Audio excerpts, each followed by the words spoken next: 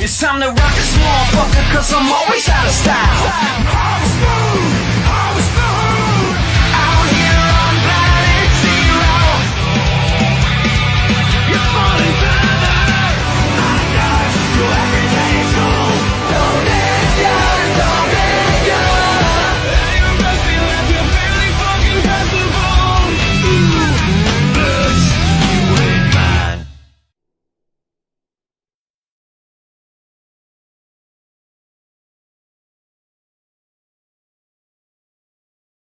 Oh, yeah, baby. Hello, Bread fans. What is going on? We here. 9:01 p.m. We are here on the dot. Hello, Bread fans. My name is Jay and Say Coaster Junkie, and welcome to the highly anticipated 9-year anniversary live stream hosted by yours truly, Jay Zamanek. And yes, we have changed the live stream setup a little bit because of internet connection and feedback from last stream. You know how we had those epic fails the last stream? Well, I decided to flip everything in reverse and put my desk right next to the router. So, nice. That way we can have stable connection and we don't have to worry about drop frames or any of that latency crap. So, I'm here and we're connected. And I just got back not too long ago. I was having fun with my friends, the Palos. So, shout outs to Abby Hope and, of course, Caden as well, because why not? So, had a fun time with them, visiting, celebrating Hope's birthday. Even though it was like 2 weeks ago. So, had a lot of fun, and we're here to party. So, I'm all clean shaven, and we're ready to go. Close shave for Duck.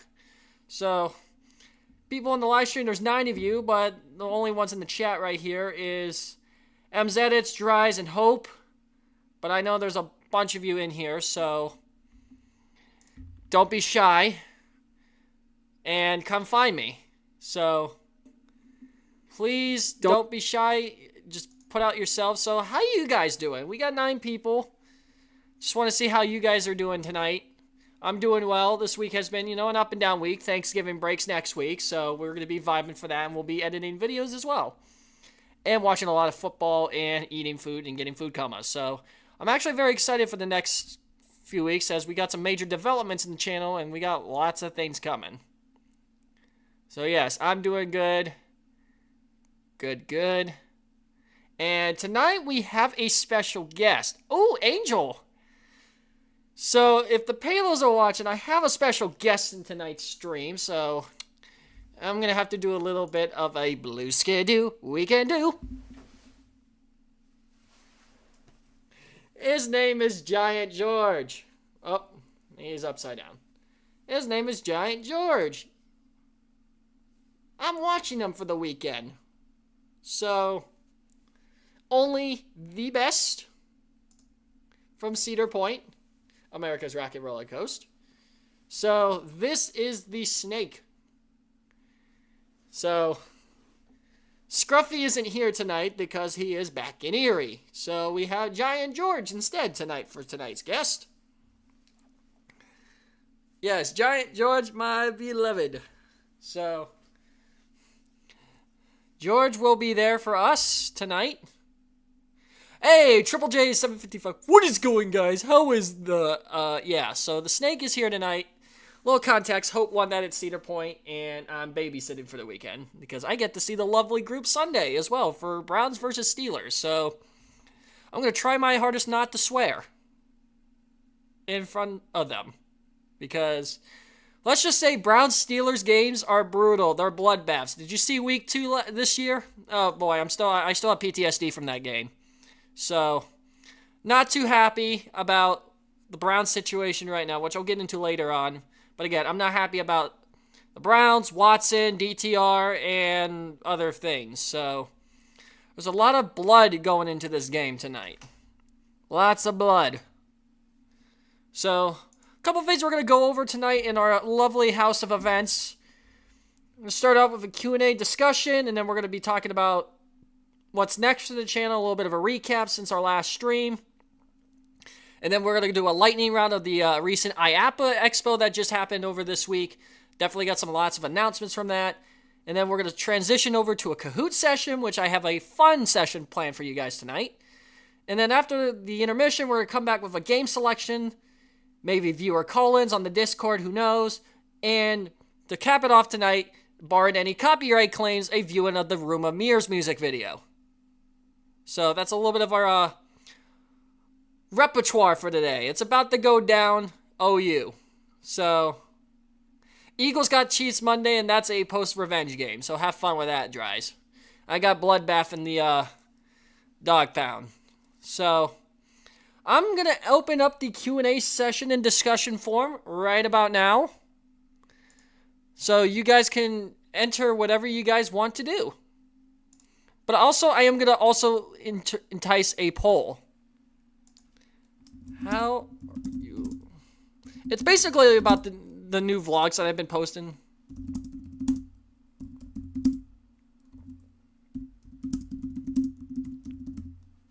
It's a little bit of a feedback question.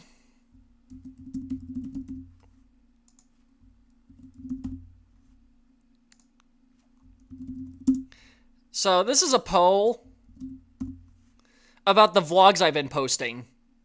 I've been posting a weekly vlog each week on each Saturday for the past several weeks, and I just want to see how you guys feel about the vlogs that I've been posting. There have been some really good ones. So just want to see where you guys are, but if you guys want to set any questions or things for discussion, the poll is going to be open for like the next 20 minutes or so, barring anything else. So I will be open for discussion now, or questions of any choice. And Steven says, please bet on the Steelers because Jay roots for the Browns. Actually, you are full of crap. Full of crap, full of crap, full of it. So, yeah, I'm waiting for you. I realize there's not a lot of people on here because my buddy Coaster Hour is actually live streaming too right now. He's been a live stream for over an hour, so we've got a little bit of a live stream battle going on right now. I'm actually going to go see what's going on Carrick's channel. So while you guys send in your questions and whatnot, we're going to do a little bit of spoofing today. We're going to be spoofing a little bit and see what is in the mind of Carrick today. See what he's up to. Because I've been hard at work. I want to see the other...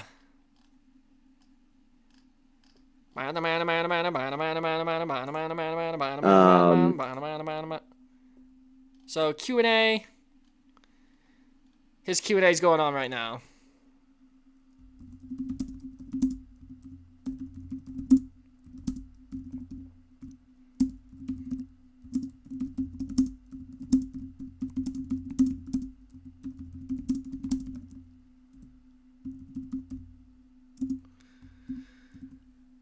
All right, so he's doing a Q&A right now. So the top two that I really liked.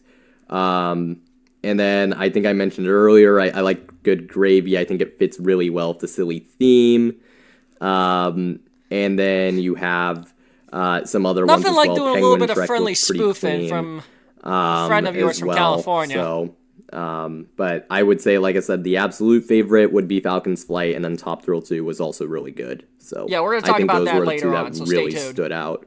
Oh yeah, Bobcat was. I keep forgetting Bobcat. Oh yeah, Bobcat. That was a good train too. So yeah, we'll figure it out as we go on. I do want to give that one credit, especially since the last cat themed train I sort of trashed a little bit last year. So wow, and that was not a popular opinion. So yeah, come on guys, send in some questions. I'm here. Don't be afraid to say something. I don't bite. Unless Giant George was. So, be nice. Yeah. That's mostly what I've heard. I've even though I didn't go this year, I've tried to accumulate tips and information. So, I'm probably never going to get to IAPA due to my credentials, so I do understand what's going on. Professionals and those who have been for many years, and some. I mean, yeah, I've been doing this for 9 years, but I wouldn't call myself a professional, and I'm probably just a professional idiot. So that's probably the way I could do Like it. these booths will have like brochures and stuff. So yeah, I don't really bite the way they do. Stream raid. Ask about that, and then also if you're at a booth, you know, and just like kind of looking around, good to ask permission to do photos and videos. We're not going to Missouri. Yeah. That might be later. And then Insane Coaster Junkie, yes. After this stream, for those of you who are watching this, go check out Jay's stream over on Insane Coaster Junkie. Thank you for sending some of the viewers over here. I appreciate it. Let's see. All right. A little bit of a stream raid tonight. So that is Carrick of Coaster Hour, one of my good friends. So thank you very much. You don't have to watch the stream. You can if you want to, but this is the place to be tonight for some fun. So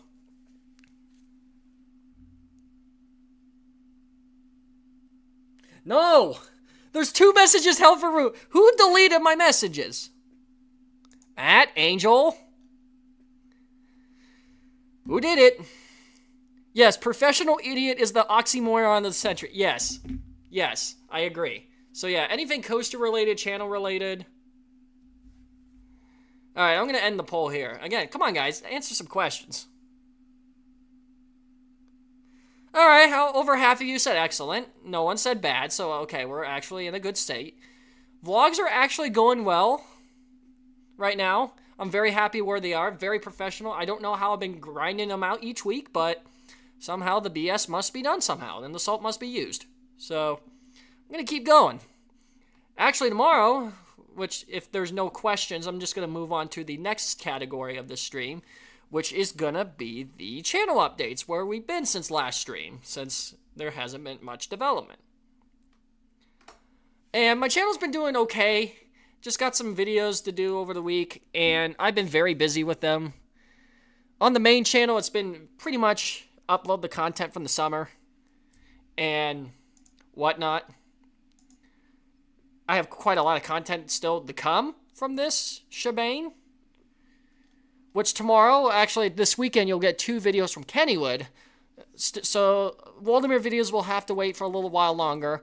But I'm very happy with these videos. Sunday's video is just going to be something minor. It's my analysis video on Spinvasion, the new ride at Kennywood. Which you'll see brief thoughts in the tomorrow's video, but there's a full separate video on the whole Spinvasion edition. And it's pretty good. Saturday, tomorrow's video at 3 p.m. It's probably going to be one of my most dramatic vlogs ever. This is Yinzers of the Galaxy, the Kennywood Spinvasion.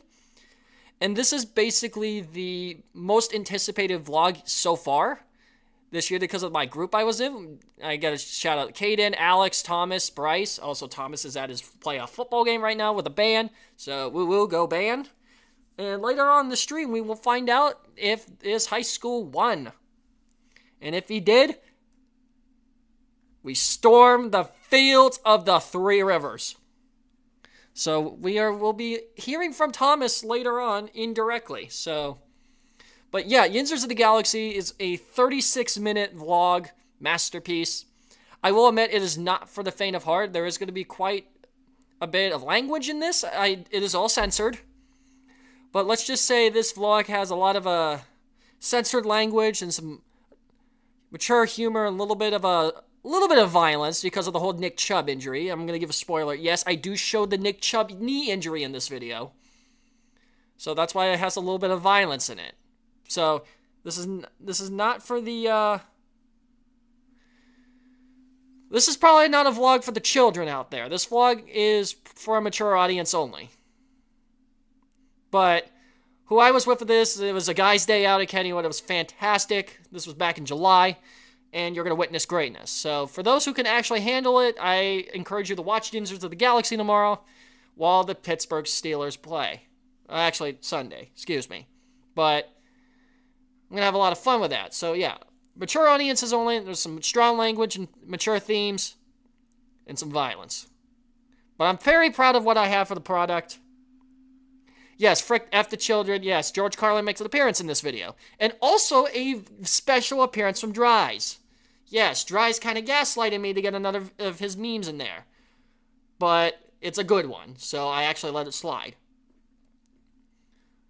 And I've been just posting some other things. Since the last stream, all the copyright-free POVs have stopped because I have ran out and I've done everything that I needed to do.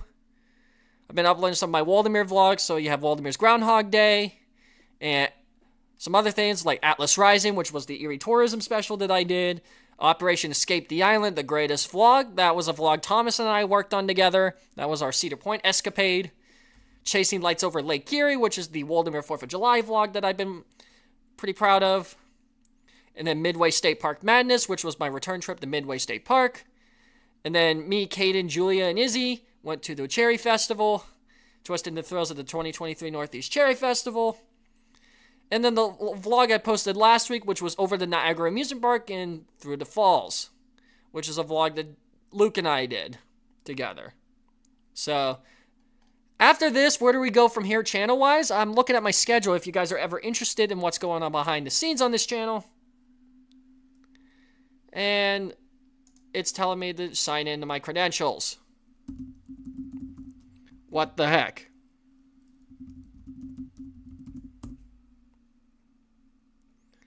That's telling me to sign in using my Penn West credentials. Great! I love campus internet. Now it makes me want to text the code. Because I want to show you guys what's next on the channel. But again, the university has to be stupid. Again, the university sucks.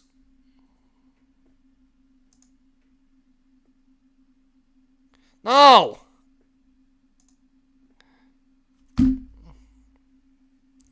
Now it's asking for another. 4-2. Come on, verify. I just want to access my documents. I have a very important... Alright, if that's not gonna look...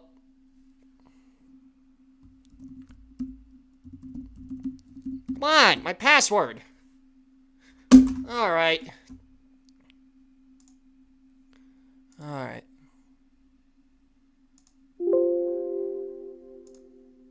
Alright, using as view only. Screw it. So anyway, I got a couple other videos, so yeah, Microsoft wants to be stupid tonight. Yeah, I know I did see that you joined in. So, welcome, Jack. So, we're in November, we're in the deep part. I only got 2 more videos after this weekend for the month. November 25th is going to be a Waldemar House Party, Ohio Mass Exodus, which is a trip that Zoe requested me to do. A couple of strange, obscure parks in Ohio. And then a special tourism special of a park and eat of the grilled cheese sandwich at Melt, the Mighty Macaroni. So a little bit of Ohio action. And then December is going to be quite a busy month because we got quite a few things. We got several vlogs coming out, like Ravine Flyer Frenzy 2, Constancy Coaster 6, the Erie County Fair in both New York and PA, Waldemar Lost Episode 4, stuff like that. So if you guys are ever excited for, which video are you excited for? And also in January, I'll be uploading some other things, like the Six Flags Over the Atlanta video, Yins 2, and yes, I know I said I was going to upload my last Rift finale on December 31st. That has now been postponed to January 13th, which is actually my birthday. So I delayed it for a good reason. So January 13th will be the last Rift 3 channel finale. My nose. And the 14th will be my very last video with the skydiving video. And yes, if you're wondering, I am going back to Splash Lagoon in January. For my birthday, I'm going to go with Abby, Hope, and Caden. Maybe a couple others may join the party. But we're going to have a little bit of a friend birthday party at Splash. And I will probably not be vlogging it, as I probably will be shutting down vlog operations. So, again, this is all part of the whole retirement plan. So, I probably will not be filming this. And I'm probably coming my filming to a close. So, anyway. Now that we got that channel stuff out of the way.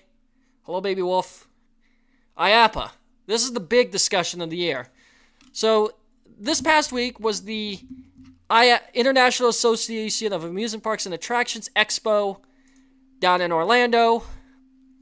And there was quite a lot from this expo this year that was going on. And it's like a little bit of a trade show conference that goes on every day this week. I love this time of year because I got to do a lot of the... minimum age is 14. But I got to do a lot of things with that. There was a bunch of things. I have to actually load up my Instagram. I actually have to load up Instagram to look at this because there was a bunch of... I'd rather show you my stories. I wish I had like a photo slideshow like Coaster Hour has, but I'm not that fancy. I'm not that type of fancy guy, but I will be recapping IAAPA for you guys. So again, it's the trade show in Orlando that amusement parks and lots of amusement industry people like to go to. It's always one of my favorite times of year because of the whole, what it means for the amusement industry. And I'm very happy about it. So I'm going to go settings, archive. If not, then I'll probably just use by word, but if not, because I want to... Alright, view archive, good. I want to look at stories. So, there was a bunch from IAAPA this year that I was actually very proud of, that I want to talk about. Mainly from the first day, but there was a lot of other things going on. So, the first announcement that came from it was actually the Kennywood announcement, which was the renovation of the bumper cars. So I'm actually going to load up my screen here, and you guys can follow along for some of the announcements that went on.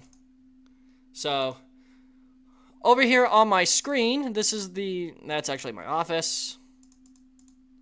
But this is the new bumper cars for Kennywood. This is the retheme of Grand Prix to the Potato Patch Fries, which I think is a very awkward... Somebody needs to hurry up and come back, Kayla House says. Absolutely. I need to get back to Waldameer. I need to get back to my parks and see my friends. I miss it too much. If you want to figure out Waldameer, go get an application. You choose yourself. I'm not going to get into a lot of the details because that would involve talking about work stuff, and that's against policy. Even though I'm still in the off season, I'm still going to honor requests from the handbook. But Grand Prix is getting renovated, and I'm very happy about it. It's a little bit of a quirky theme, but I understand why the direction they were going with it. So skipping my stories, we have Six Flags Qiddiya. This is one of two announcements from this. One of them was from GCI, and they unveiled their Infinity Flyer train for their new GCI Titan Track coaster, Colossus, which I will pull up Six Flags Qiddiya later on RCDB because of a certain other coaster on here. Alright, thank you for joining in. I know you usually go to bed early, which sucks, but it's alright.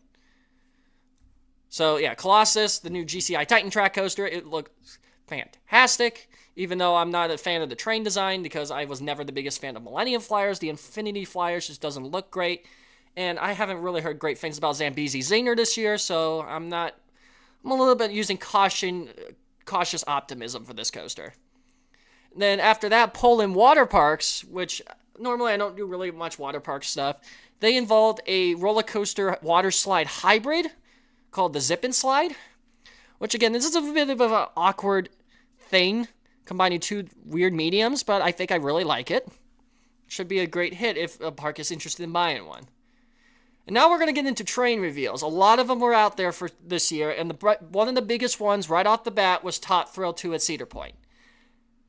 And this is probably one of the new for 2024 coasters that I will actually get a chance to ride next year. And this is the renovation of the original Tot Thrill Dragster, which I actually do have the credit. Believe it or not, fun fact, I have that credit.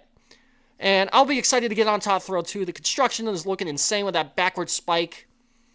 And these trains look fantastic. But again, I'm going to stand by my ground about my thoughts on Zamperla. And I just don't see this being a reliable piece of work. My track record with Zamperla with Waldamer and Kennywood has not been the best or the cleanest, based on issues with our respective home parks and maintenance when it comes to Zamperla. It's not anything bad on the park, it's just, how the manufacturer is. But I'm very excited to see how this coaster will perform at Kennywood. Cedar Point, excuse me. And my nose is super itchy tonight, excuse me. After that, we have another train reveal for the next Chance Hyper GTX coaster. It's been almost 10 years, and we finally get another one with Twin Mill Hot Mill Racer. This is going to go to the new Mattel theme park in Arizona. And this is their Hot Wheels themed coaster. And I'm very excited to see this. It's got a couple inversions, like a vertical loop and a zero-G roll. Look, restraints are very similar to what Lightning Run has at Kentucky Kingdom, the only other Chance Hyper GTX. And I'm very excited to see how this coaster performs.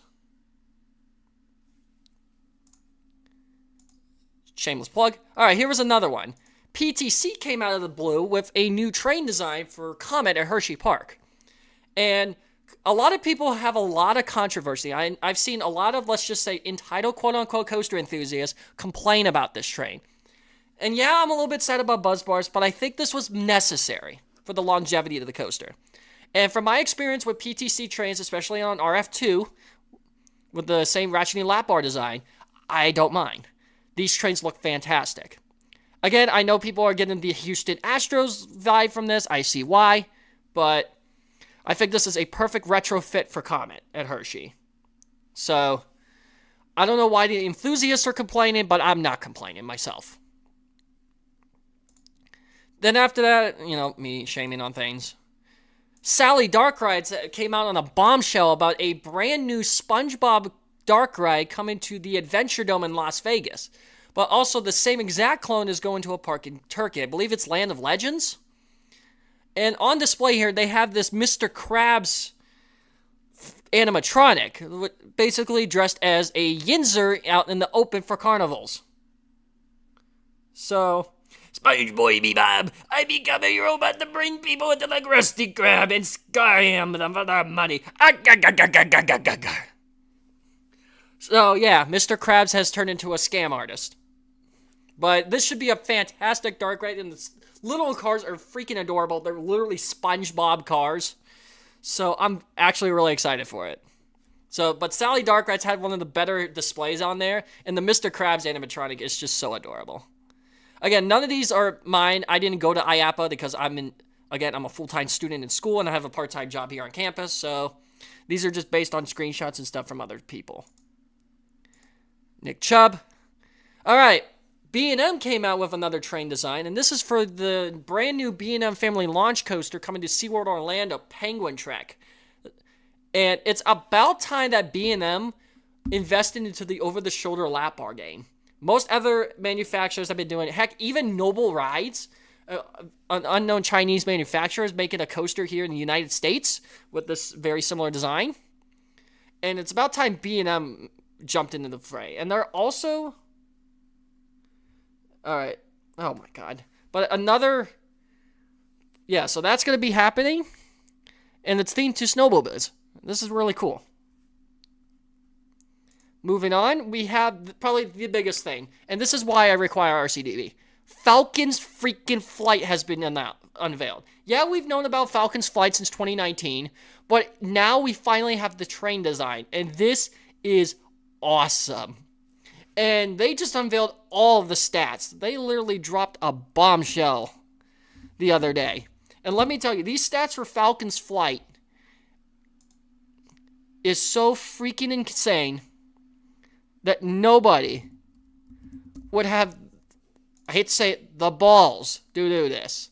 Looking at some of these screenshots from IAAPA, here's the train. Here's part of the layout.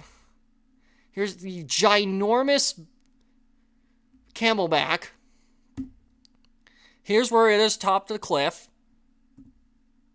The giant Camelback and the full layout.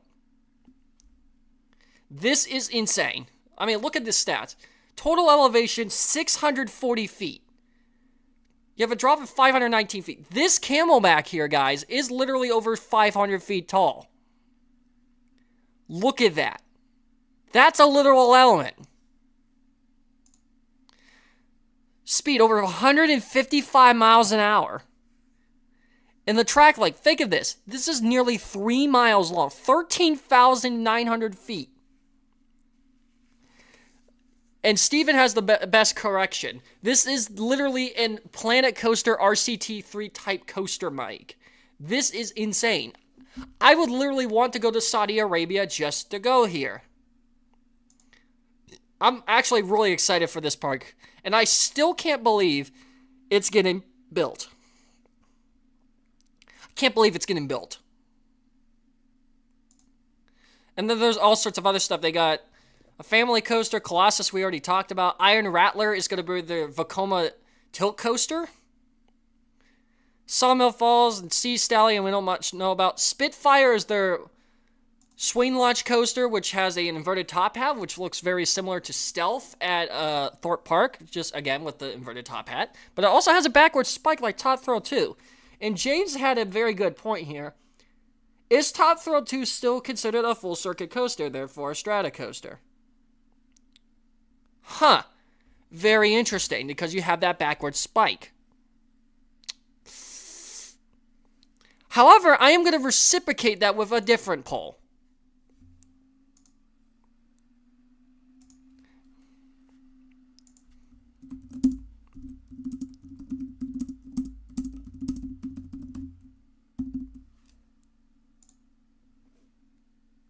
Here's a new poll.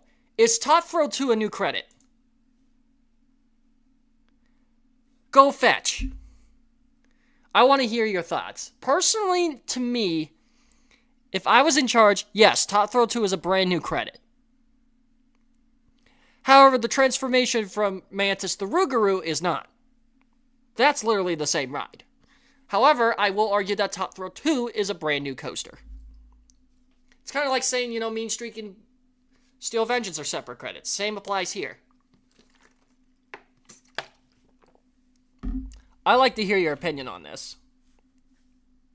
Because this could go either way. And I understand there could be some controversy in the comments. Thank you, Hope, for actually being honest with your answer. I am definitely afraid to see this thing. But anyway, as you guys vote on that, we're going to finish up with some of the train reveals.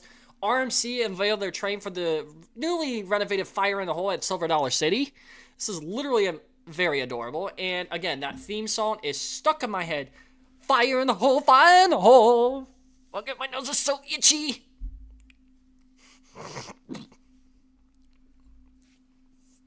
Anyway.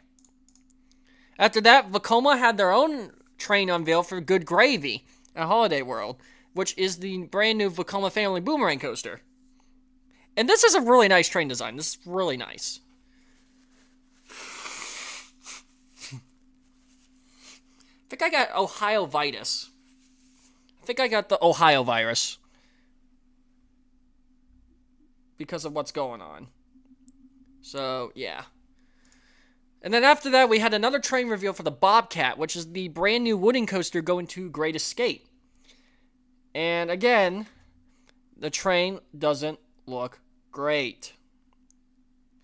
I'm actually not a fan of this. So, yeah. And then Falcon's Flight. How in the heck is that being built? So, that's where the stories end. So, I don't know, from those train designs, what do you guys think was the best highlight from IAAPA this year? Definitely my favorite highlight is probably going to be Falcon's Flight. And that freaking thing that is actually getting built. So, I'm actually really excited for it. I don't know if I'll ever get to Saudi Arabia, but it's going to definitely be up there on my bucket list of things to travel to. Again, W Chaperone Trip 2025, let's go. Alright, I'm actually going to check this poll. See what you viewers say. Thank you. Thank you. I don't have to throw any food. You guys are in the big bucks tonight. You guys get Oreos. Thank you. You guys get your Oreos tonight. for actually being good bread fans. This video is not sponsored by Oreos.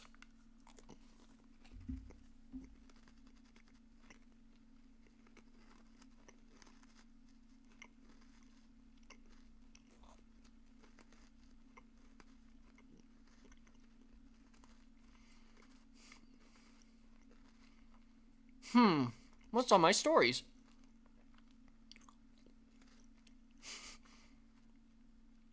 I love my gang. These cookies are good.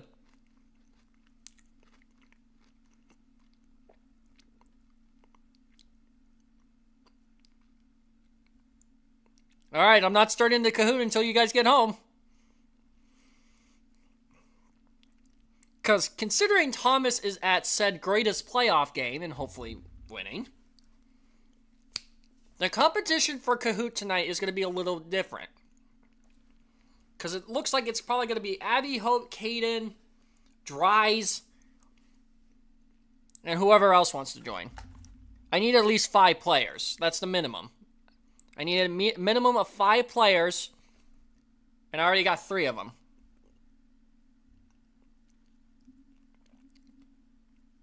So, again, any questions, send them my way. I'm more than happy to answer anything you want to ask. So, and again, hello to Giant George. Oh, hello there, my name is Giant George, and I am a good plush toy. Whee! I just sounded like Barney there. These aren't new. These are just the special edition holiday ones they do for the holidays.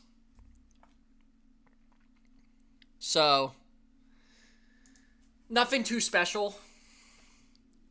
It's just, the only difference is just the cream color is just red instead of white.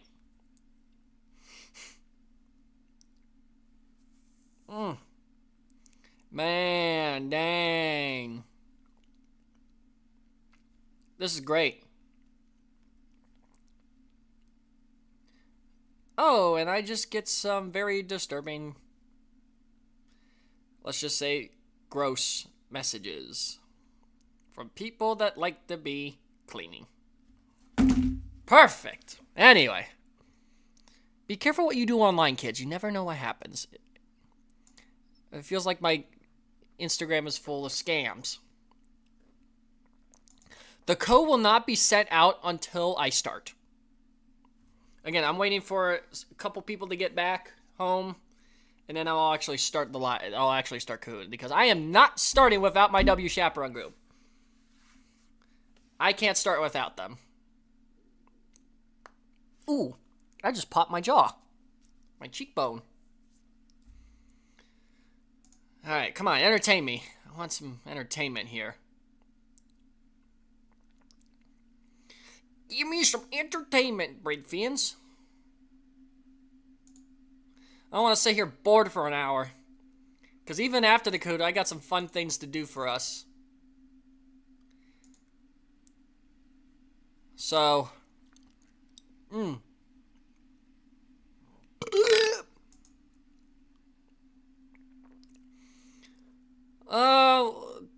we're not stream rating again. We're not stream rating. Actually, if you guys are interested, I may give you while we do wait, I can give you a preview of Yinzers of the Galaxy, the Spin Invasion.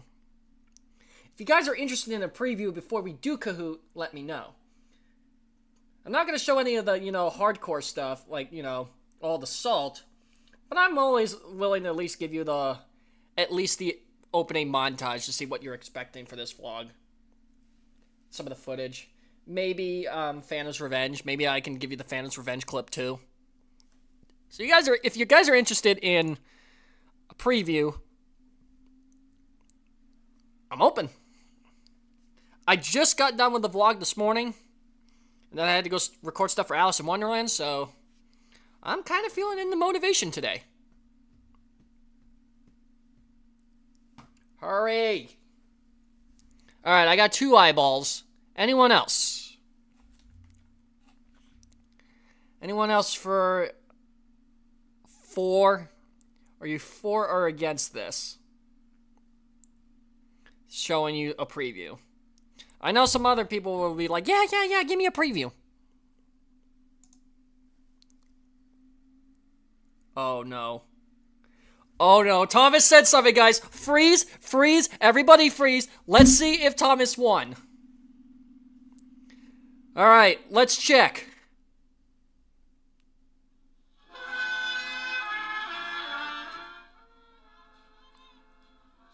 Wait, what? The alma mater?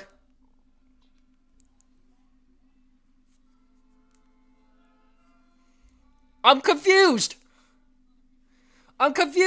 What is it? I'm confused. Oh, Zoe's school won their finals. 14-6. Ugh. Come on. We're trying to do a preview of Yinzers of the Galaxy, and I need to know. Give us everything. Come on. I need to know. I need to know if I need to be happy or sad.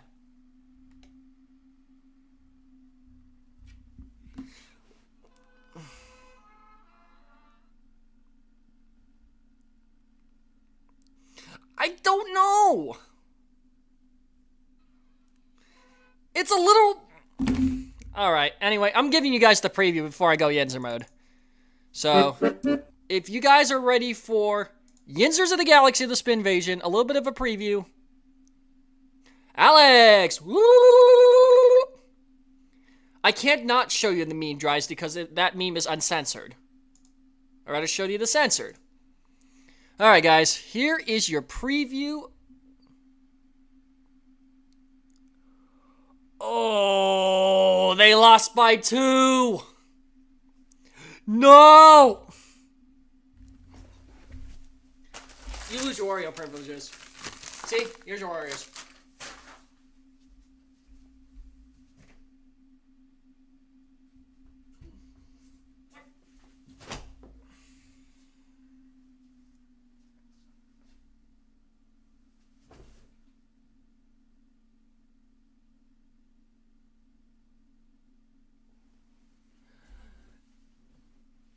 The walk of shame. Oh my God! Oh no! Oh no! It's like all came up! No! No! No! His eye came up! No! This is not good! This is terrible! This is a national tragedy! Oh. Ah! You broke me!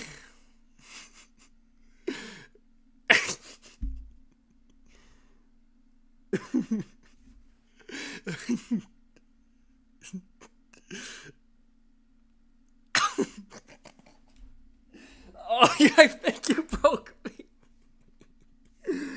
Ah!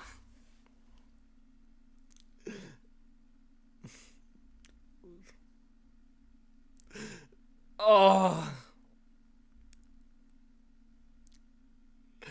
Okay.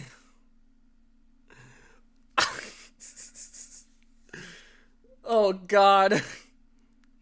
We broke his eye.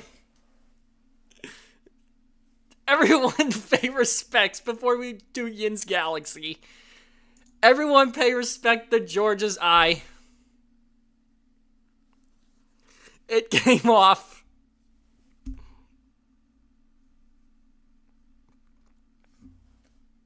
Dries, if you're watching this, meme this. Meme the heck out of this. Save it for the New Year's montage.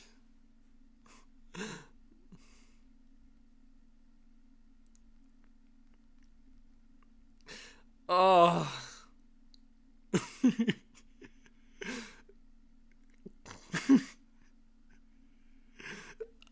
can't breathe either. I feel so bad. Okay, Yin's Galaxy, let's go. Let's show you the preview of this. I want to show you, bread fans, the salt. The ultimate meme! Okay, so this is the... I'm only going to show you like the first minute or so of it, if you guys are okay with that. You guys just need to see how the vlog is spilled. So, presenting from the studios of Jay Zemanek here at Penn West Edinburgh, the first minute or phantom of Yinzers of the Galaxy, the Spin Invasion.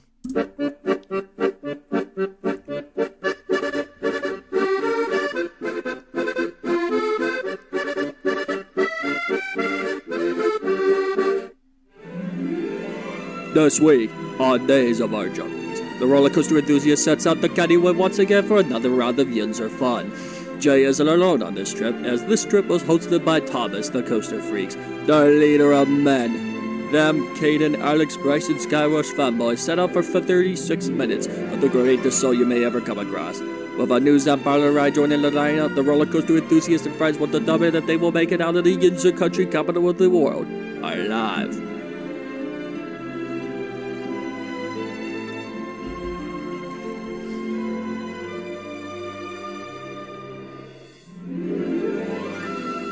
The Phantom is ready to consume ye faithful, the curtain is ready to bot fumble, and we all must take it off to our Lord and Savior, urinating tree, the son of the peeing willow. What adventures await in this video? Well, just like the injuries of Grover Cleveland and getting out of the Cleveland Browns contract, so is the Days of Our Junkies. Here we go, Steelers. I never thought I had to say that.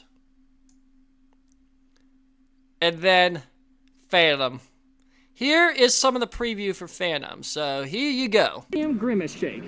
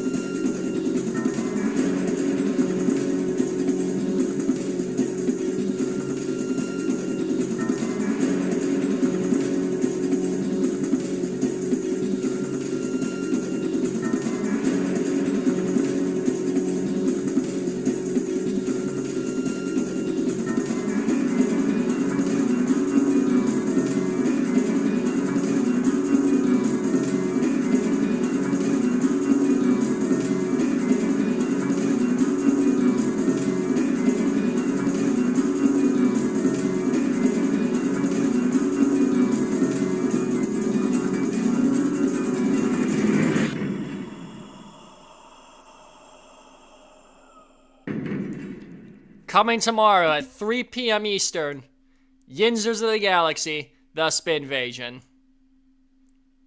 I am so excited for this vlog.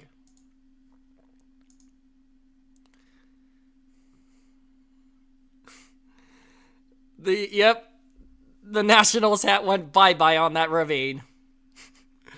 Oh yeah, Dryce, yeah. Giant George is a pirate. Shanty, shanty, shanties. His eye was so loose. Cedar Fair made it out of crappy polyester cotton. Cedar Fair is a bad parent. Don't blame me. Phantom is better than Curtain and RF2. Thank you, Alex. Thank you. Woo. Thank you.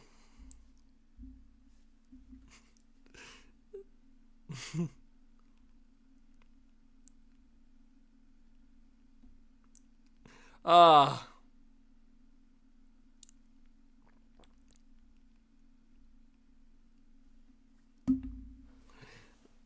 All right. Okay. 9:50. Everyone get your electronic devices out that can.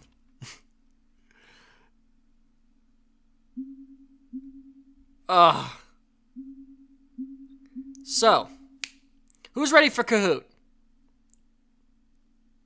Alex, you may play. The vice president is eligible to play. So yes, you are allowed to play tonight. No, I'm giving you the green light tonight.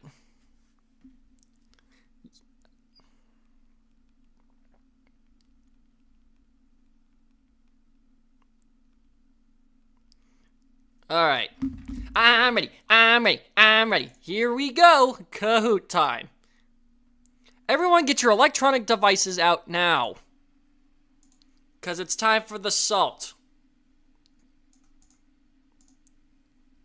Classic mode.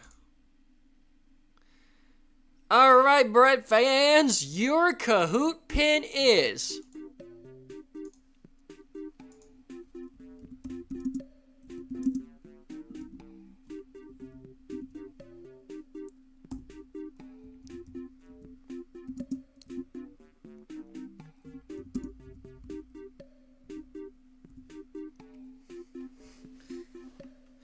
Yes, the internet is better in Scotland than it is at Sployne. So, I do have that going for me. Oh, you did not see that. But yes, the internet is much better now that I have fixed my technical issues. Please put real names.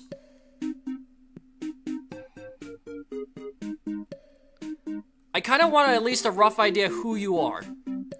So, please readjust your names. Thank you.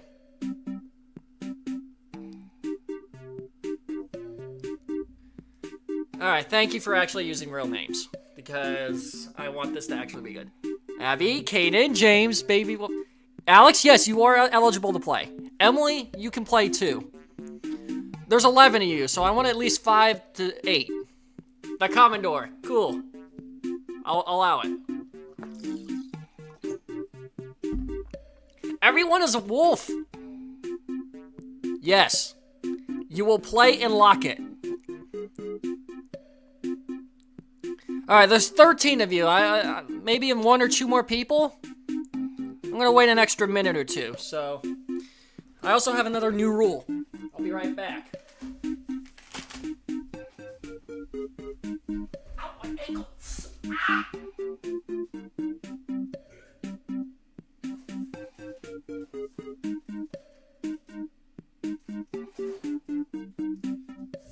Ankle.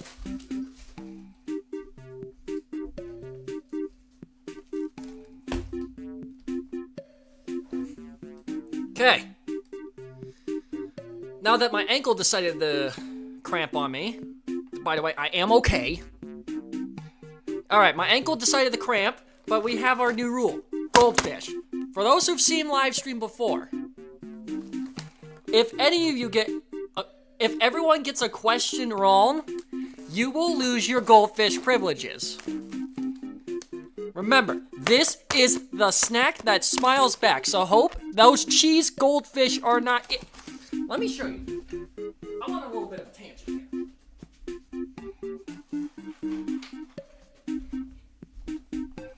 This is not goldfish. These are goldfish. So you know what we do with this? Okay, 9 people. Great. Alright, so the goldfish rule stands. Alright, let's go. Let the games begin. This is channel lore, so if you know you channel lore, you might get this. Here we go. Question 1. What was the roller coaster that got me into the roller coaster community in the start of this YouTube channel? Is it RF2, Millennium Force, Blue Streak, Akaniat Lake, or Phantom's Revenge? Also, all questions have been extended to 60 seconds, barring any technical issues.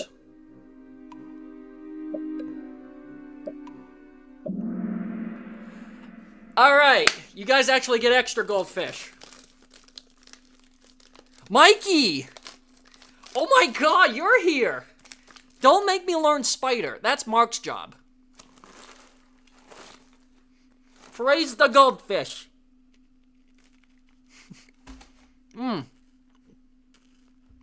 Ooh, they taste a little stale. Aiden jumped to the lead. Hope second, James third, Alex fourth, fifth, Dries. Alright, so this is a question for Alex, but what was his first ever coaster credit? So yeah, what was Alex's first ever roller coaster? Jackrabbit, Roller Coaster, Comet, or Blue Streak? Yes, Matt, are we gonna have a Waldemar reunion party?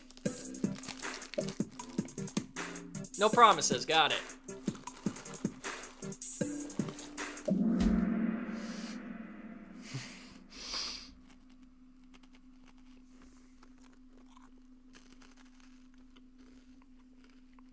Alex, did you answer your own question? Be honest. Did you answer your own question?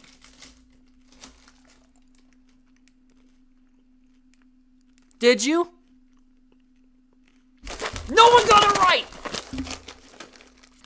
That's it. You know what happens to the goldfish? No more goldfish privileges. Question 2. And you lost it.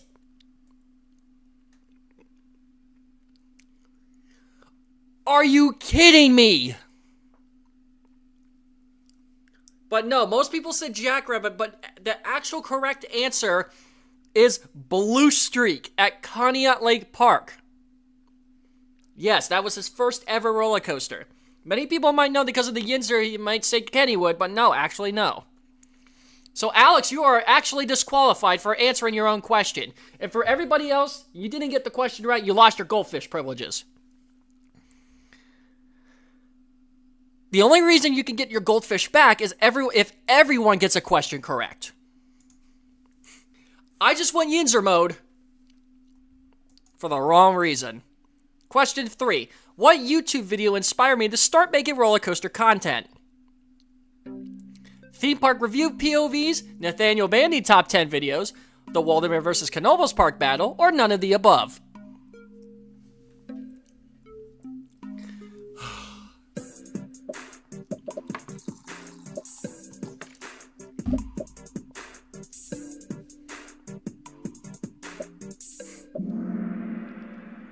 Two of you got it right. I hate to say it, it was the Coaster Studios Waldemar vs. Knoebels Park battle in the summer of 2014. That's where I got it right. That's where it started. Those epic park battles that used to be all over the internet back in the day, yeah, the Coaster Studios one of Waldemar vs. Knoebels piqued my interest, which also inspired me to make my own version of it, which, again, has been since long gone. But yes, 2 of you got it right. So, hope, love it or hate it, it's Coaster Studios. Actually, Caden got that one correct. Matt, you cruel, sick dog. Alright, before making roller coaster content, what was my main type of content I produced? Was it home videos, gaming videos, music, or sports ball?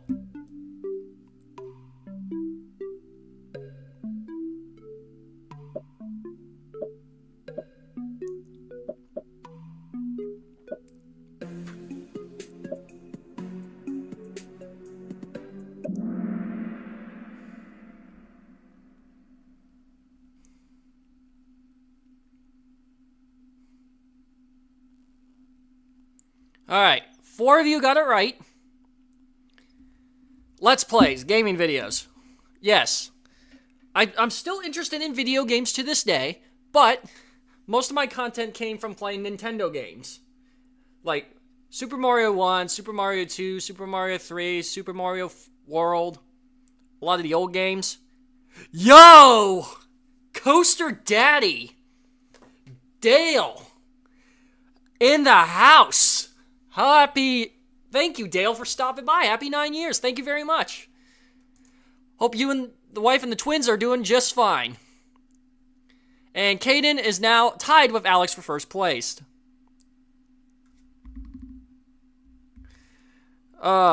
Keep up the attitude and you'll learn Kittyland.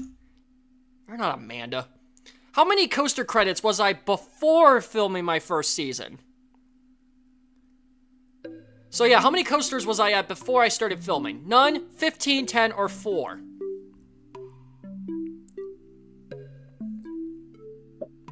Yes. Dale in the house. Brick house. But yeah, how many credits? None, 15, 10, or 4? Alright, most of you got it right. The correct answer was 4 credits. And ironically, those were all the credits at Waldemar at the time. Ravine Flyer 2, Steel Dragon, Ravine Flyer 3, and Comet. My coaster count has dramatically increased since. James had 24 before he was a Thuzy. Hope had whatever. Abby had doesn't count. Caden, I don't know. Alex, I don't know either. For my immediate friend group, I don't know their coaster counts except James. Because is that James and James and James too? Alright, I'm gonna have to do something here. But yeah, Caden has a streak of 3. Absolutely. Okay, this was the first year I rode a coaster with an inversion. What was that coaster? I'll give you a hint. I only got 8 credits this year, but what was the first coaster I rode with an inversion? Skyrocket, Gatekeeper, Boomerang, or Mind Eraser? At the end of the live stream, you'll figure out what my coaster count is right now.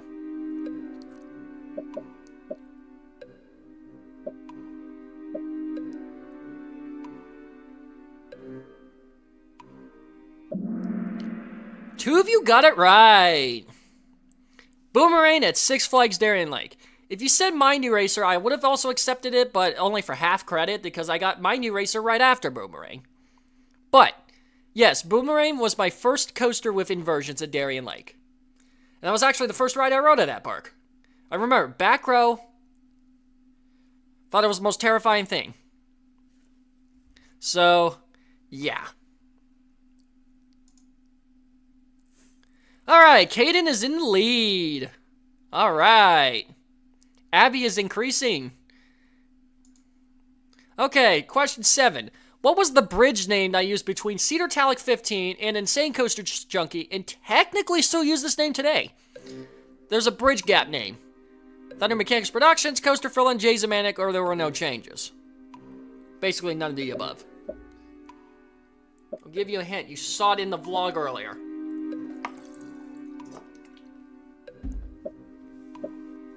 Okay, my water is spilling because I'm an idiot. Hint, Oh, whoever said my name, you cost us our goldfish privileges. If everyone got that right, I would have gave your goldfish privileges back. But nope, they are staying in the corner. But anyway, Thunder Mechanics Productions is correct. You're gonna go make? Alright, have fun, Dale. It was nice seeing you. Thanks for raiding the stream a little bit. Really appreciate it, Dane. Alright, but yes, Thunder Mechanics Productions is the bridge name. I still technically use that name. Benjamin, you cost us the goldfish. Unbelievable. Wow, Hope beat... Whoa, Hope is coming back up. Caden has a streak of 5. Next question. Carowinds was the sole new park of 2016. How did this park happen? Because it was added late. So, how did this park come to be? Family summer vacation to Charlotte? Convinced the church parish to do this activity for a mission trip, free day, a solo trip, or, you know, the Concrete Castle songs. I disappear like it's magic. Yeah.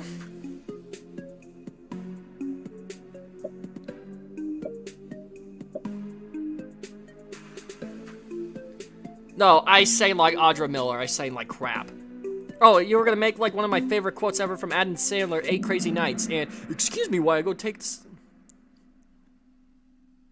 Alright, 4 of you got it. Yeah, this actually has a interesting story to it. So in 2016, our church parish was going on a mission trip to Morganton, North Carolina. So my parish leader was looking for things to do on the free day. Upon researching where our location was, I suggested Carowinds. After some convincing, my parish leader approved. And the rest is history. So it took a little bit of friendly convincing to go to Carowinds. But I do not regret it a bit. Because according to Dries, I got coaster cancer, aka Fury Fever. Again, that is canon. But yes, I convinced my church parish. I actually did a good job with that because I had all the research ready to go. My grandfather supported it. Boom. And I remember that day very vividly. It was like 95 degrees outside, very hot. And from every coaster I go ride, my grandfather would go to the water stand and get water. Rinse and repeat. It was like running a marathon. Like I was the runner and my Wingnut, again, my grandfather. Bree! Yeah, so basically my grandfather was the water boy and I was that. So that's a pretty good memory we share. We still talk about it to this day, actually. Next question. Ooh, Derek will go with me. All right. Alex has beaten up, and Abby has a streak of 3. So looking like at our thing here, Alex is in the lead, Caden in second, Michael in third, Abby and Hope take the last 2. All right, there were some parks that were considered for 2016 but never happened. What parks didn't happen? Conneaut Lake Park, Cedar Point, Martin's Fantasy Island, or all of the above? This should be an easy question.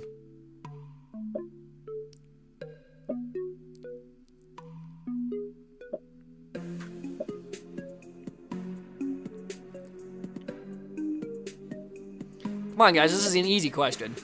This shouldn't be too hard. Ooh, all of the... Okay, this question is a little bit hard to dive into, so let's explain. The answer is all of the above. However, due to some medical problems with my uncle and requiring some, family assistance, that none of these parks happened. And I didn't find out about this until my uncle woke up about 3 months later. Which, by the way, for legal purposes, yes, he's doing well and much better. We'll see him in the Concerts and Coasters vlog this year. He makes his grand return ever since the pandemic. So, but yeah, all these parks were considered. Conneaut Lake Park, that was going to be another big trip with the family. Cedar Point, I was finally going to get there. I did not find that out until he woke up in the hospital and he told me. I'm like, whoa, I could have went there. And Martin's Fantasy Island was just the wild card option. But, again, he's all better and whatnot. But, yeah, what could have been a fantastic 2016 on the channel. Caden's back in the lead. Alright, question 10. Before interacting with various bread fans, there was one friend group that I shared content and friends with. Who was that group? W. Chaparro Group 110, Gilbert 221 Coaster Films, the ICJ team, or just to be an a-hole, you have no friends. Okay, do not pick Triangle. If you pick Triangle, then you're actually a Factory of Sadness.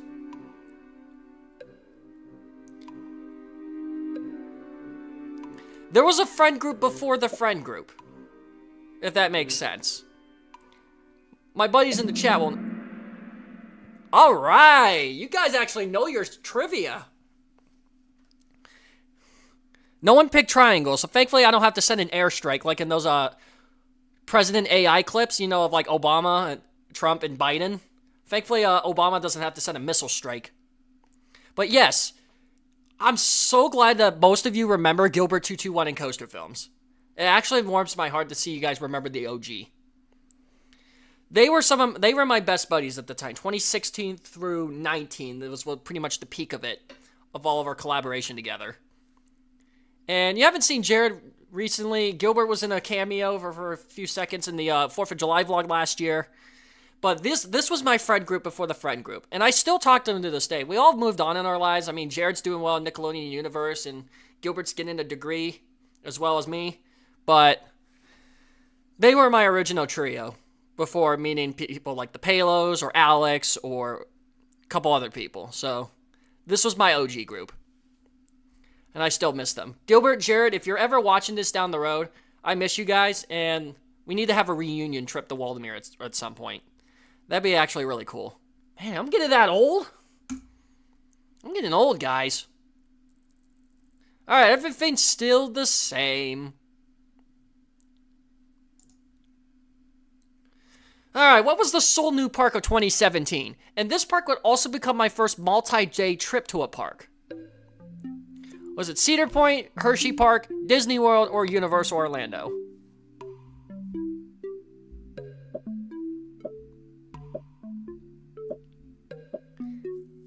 But yeah, this was my sole new park of 2017 here. I'll give you a hint, it has a defunct credit there.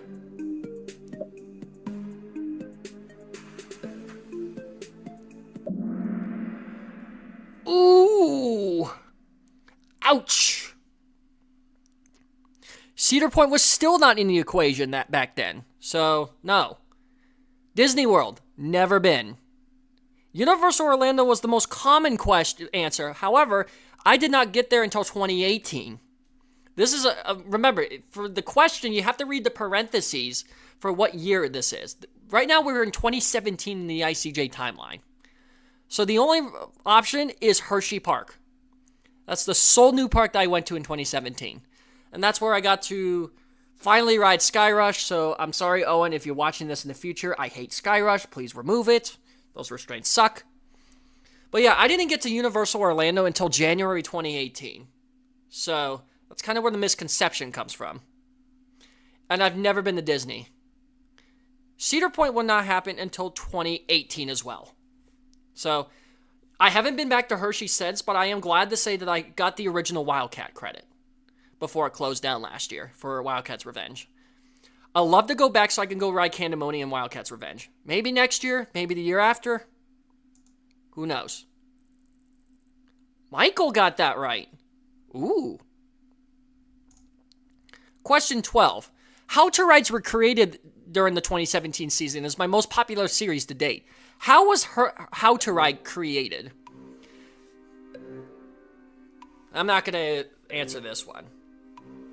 I actually need a cookie to nibble on.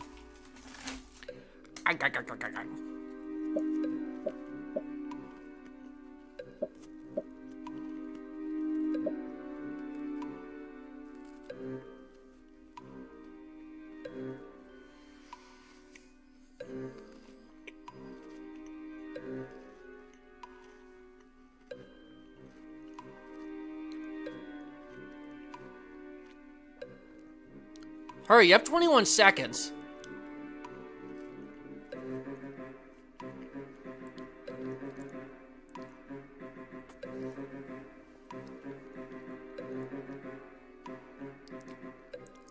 Answer or I Wow, actually a lot of you got it right. Yes, I hate to say it, I plagiarized. This is probably the only time that I ever plagiarized on my channel. I stole it from Jared. Back in 2016, he had a how-to video of certain rides. I was inspired by this. So I literally stole it. Claimed it as my own. Sure, that's a insert swear word here type move.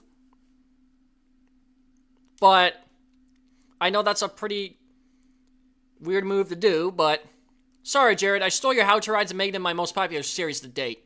People still won't shut up about making them. Every once in a while, people will still be like, how come you don't make how-to rides anymore? Well, the POVs and everything phased down into the vlogs. You just missed summer, like going out to the Bayfront Maritime Museum. We did get to sail on the Howard. Of course. But yes, I actually stole it. So, again, Jared, if you're watching, sorry, I stole your content. Hope is in the top 5 again. Shut up, Alex. I'm not doing a How to Ride El Roof Express. That's exactly why I'm not doing them anymore. Anyway, the modern day vlogs started in 2018. What influenced me to start the modern vlogs and continue to that style to this day? Was the style choice a personal choice, Coaster Guy 101, Coaster Studios, or meeting Cedar Flags in person? Think about when the first vlog on the vlogs playlist was added. So, May 2018. Now look at who was doing vlogs.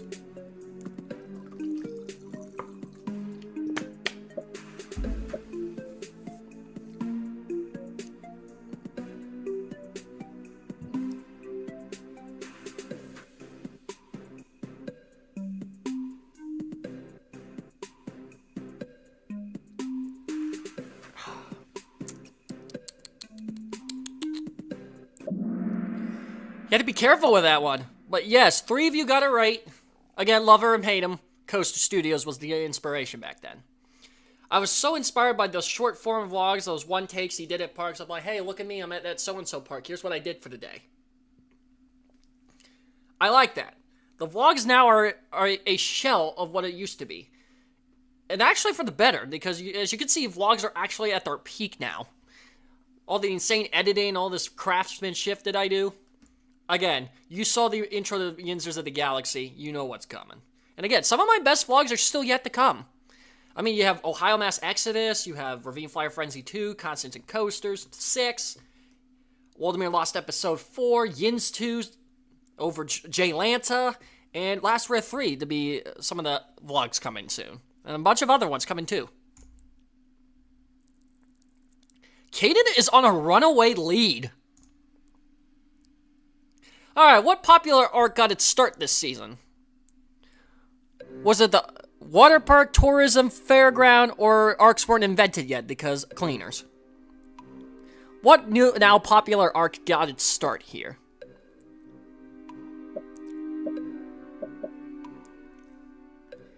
This might be a trick question.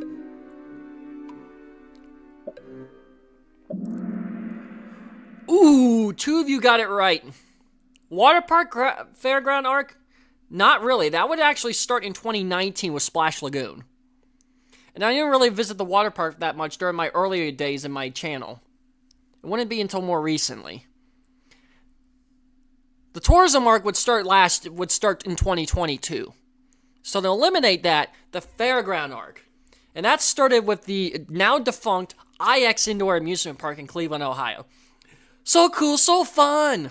You know that commercial? IX Indoor Amusement Park! You know that little jingle from the 90s? Yes, that place, the IX Center, right near the Cleveland Hopkins Airport. I started my fairground there in April 2018. And I've been going to fairs ever since. So, little fun fact. And yeah, again, the IX Indoor Amusement Park is a rare credit of mine. And then it's never returning. Basically, COVID killed it. Michael was in the lead, coming up. Alright, Park and Eat, formerly Park Be Eaten, was created in 2018. How did the Park and Eat series become a mainline series feature? Was it a fan suggestion, food influencers like Disney vloggers, a random moment at Waldemir, or Hell's Kitchen?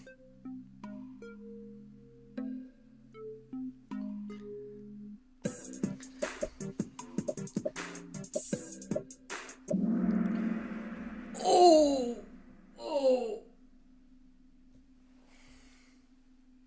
Somebody send Gordon Ramsay to this shadow realm. Only one of you got it right. Who was the one person? Raise their hand. Whoever got it right, put it in the comments. But yes, it was a fan suggestion. Normally, I don't listen to fan suggestions. I don't really take requests. However, the idea of a food review series sounded really attractive to me. So, me, Gilbert, and Coaster Films filmed the very first Park and Eat in August 2018. That would be the chicken nugget meal. And the rest is history. Wow, Baby Wolf, Benjamin, you actually got that question right. Wow, good guess. But yeah, it was a fan suggestion, but that fan, I need to find that comment in my archives.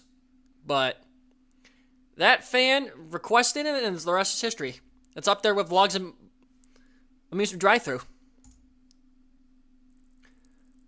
Alright, no change except for Benjamin. Alright, next question. How was the 2019 season considered the quote-unquote first peak in channel history? Was it because of the Tri-C Tour, the combination of park development, graduation, and video optimization, the collab I had with the Coaster Kids, and opening day 2019 introducing a lot of people who are now regulars on the channel?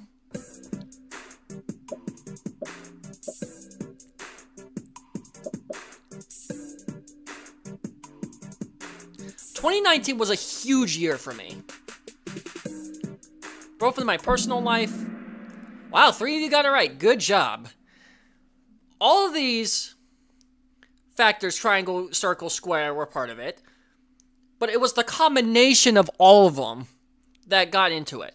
And also, I graduated high school that year, so I am a proud alumni of Harbor Creek, so go Huskies. So I'm actually wearing my band shirt, so a little bit. I'm wearing my alma mater today. Decided to be a little bit festive. Could have went with Edinburgh or ICJ, but, I digress. But the combination of park development, graduating from high school, video optimization at the time, 2019 was a really good year for me. My personal life and the channel. And then 2020 hit and it put me in a wreck for a couple of years. And I hate to say it, but 2023 was the first time in history that felt like what 2020 should have been. And I'm grateful for it. 2021 and 2022 were rebuilding years, but I finally feel like 2023 is that second peak and everything going the way it is. 2023 is what 2020 should have been. I know that gets into the whole talk of coronavirus, but I'm glad to be in a really good spot right now. Both in my personal life, mentally, physically. Yeah, we all have our ups and downs and problems and whatnot. We all do. No one's perfect. But I'm just glad to have you guys. Anyway, next question. Before the modern music promotion with half-pay/back Mark of Fatality, what band did I promote on the channel? If you know your local Erie music, you might know this one. Is it either Shattered Utopia, First to 11, Real Fake Doors, or Mallory Run? Emily, yes, it was 2019. Dries, I actually don't know when I met you.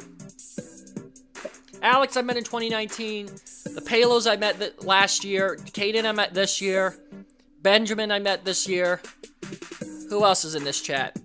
Matt Angel, I've known you since 2018. We go way back. 2021, I met Triple J. Alright, most of you got it right because this was the intro from 2019 to late 2021. Shattered Utopia, which are the same guys that are in half-pay/Mark of Fatality. So this is a little bit of an Easter egg question. So Bailey, Anthony, if you're watching this somehow, hi. I love your stuff. But yeah, First to 11, Real Fake Doors, Mallory Run, they're just stuff I play on my exit montages. The only reason why I play those, local stuff, is, again, the whole practice of I want to promote local music. I don't get paid or sponsored or anything. I'm just like, here, go check out these bands and support them. I mean, there's some really good covers from Audra Miller and First 11/Concrete Castles. Real Fake Doors just released a new single today.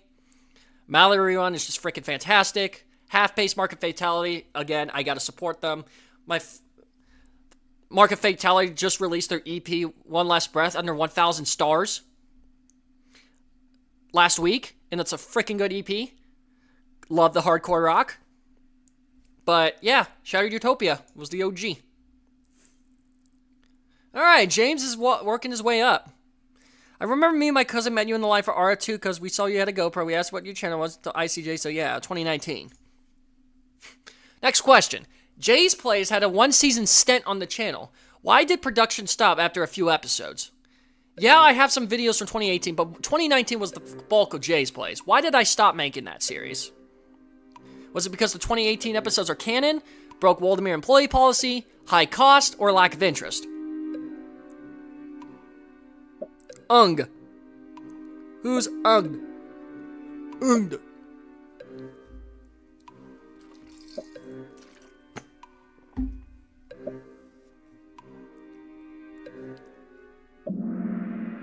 Ooh, who got it right? Show yourself in the comments. Yes, I have 2018 episodes, but 2019, again, was the bulk. Lack of interest? That's part of it. I did have a lack of interest by the time 2020 came around, when the super virus came. But yeah, basically the super virus did kill it from future optimization. And then the other factor that did kill it was when I started working at Waldemir, because the only thing I can say about Waldemir is that, playing games is against park policy as an employee. It's the only thing I can say. However, the main reason for it, all these reasons are correct, but the main reason was cost. It was a high cost for all these games. Some of these games were like $6, $7 a piece. And when you play multiple games throughout a season, it starts to add up. So that's why Jay's Place has been gone. I mean, technically, Jay's Place still lives on, technically, in a sense, when I go to other parks. Or when, a fan or a guest plays the game. But it's not as major as it used to be. But yeah, high costs, and I decided to spend my money elsewhere for like parking and other things. James got it right. Despite the ref ball of 2020, what good thing came out of the pandemic and is still used today? So yeah, the super virus screwed everything up, but there is one good thing about it. Amusement drive-thru, multimodal construction updates, change in editing style, or all of the above. Wow, $10 for Kennywood. Yeah, no thank you. See, this is why the economy sucks. Just that talk I had with Abby and Hope's dad on the way back about the, economy. Yeah, our economy has changed, even when I was born. But yes, 3 of you got it correct. It is all of the above. The main thing was amusement drive-thru. If you want to thank anybody for the amusement drive-thru series, thank Alex. The famous words, "Jay, go for a drive" on August 10th, 2020, changed everything. Multimodal construction updates, that was actually forced because of the super virus.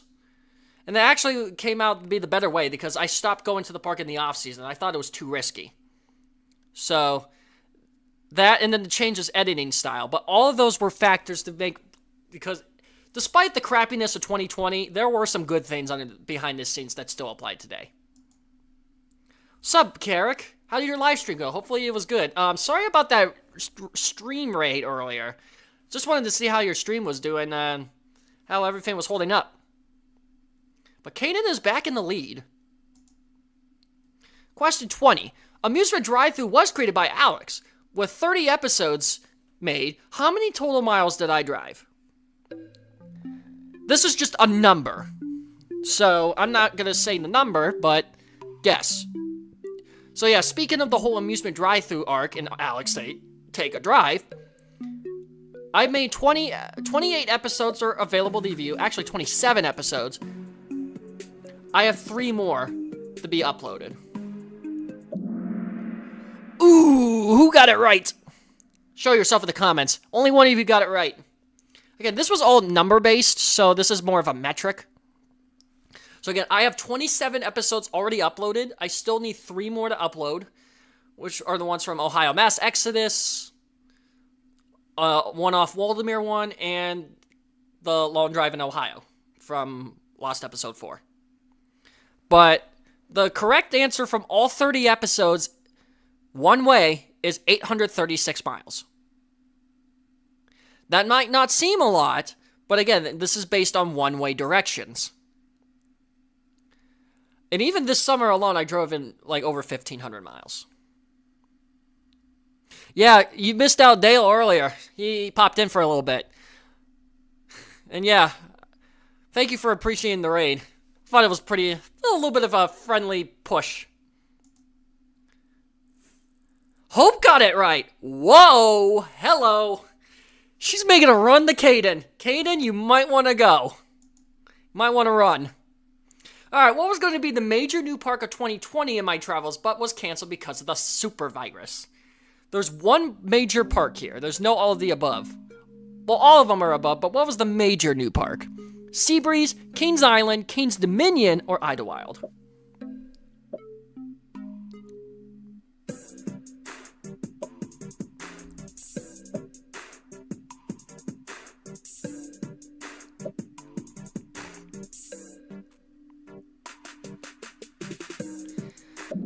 Alright, 3 of you did get it right. All these parks were going to happen at some point.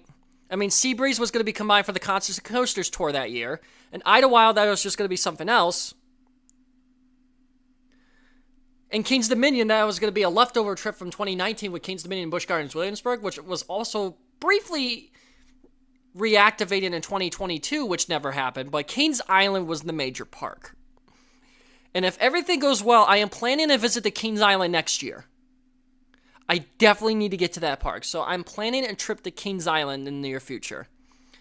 So, may do something with that. But I was supposed to go with a couple of friends here in college, but super virus hit and never got there. So 2024 would mark 4 years since the original plan. All right, Alex is, let's see. Looking at our questions, Caden is in the lead, Hope in second, Michael in third, James in fourth, Alex in fifth. Next question. What was the main component of changing my editing style post-pandemic? Was it using Adobe Premiere Pro full-time, changing my major to journalism to increase production and knowledge, learning tips and tricks from the Rye Guy and his videos, or all of the above? Yes, I'm in college. This is my norm. Very few are allowed in, but very many know what it looks like. Again, connection? Okay, thank God. I got screwed here. Yes, it's all the above. I used all of these metrics to improve my editing style. Fun fact, I used Windows Movie Maker all the way until 2020. Yes, I used Windows Movie Maker until 2020. And then also when I switched my major here in college from art to journalism, that was also a key move. And then I was good friends with the Rye Guy over the 2020-21 off season. He got me a few tips and tricks, even when I was struggling too, personally. He was a good friend. Hope his videos are still doing well. All right, this is a tough break. Hope could get Caden for the lead. This could be a good thing. This is competition. All right. The Bread Fans Guide was created as a quote-unquote mature-oriented series for my coaster life. Who was the inspiration for Bread Fans Guide? Weekly NFL Review, How Will Nathaniel Rage, This Week in Sports Ball, or Coaster Parodies?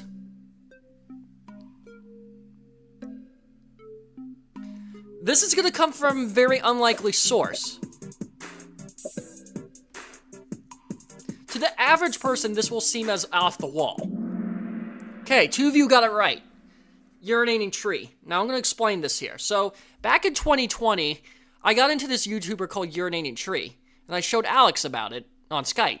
He remembered this YouTuber for gaming videos, but now he's doing all these football videos and sports videos, and his most popular segment, This Week in Sports Ball, every football season. And the way that he did that, and the mix of, the haters' guides and all that, and his overall Yinzer magic, was a huge inspiration to make the Bread Fans Guide, but just ramble for 30 plus minutes about Waldemir. Ooh, Coaster Owl, you know who Urinating Tree is too. I'm impressed. 2 of you also said Barry McCockener's weekly NFL review. It's very loose, but I may have a meme or two of him, but I love Barry McCockener as well. His videos are great. How about Nathaniel Rage? That was just old school stuff. Coaster Parodies.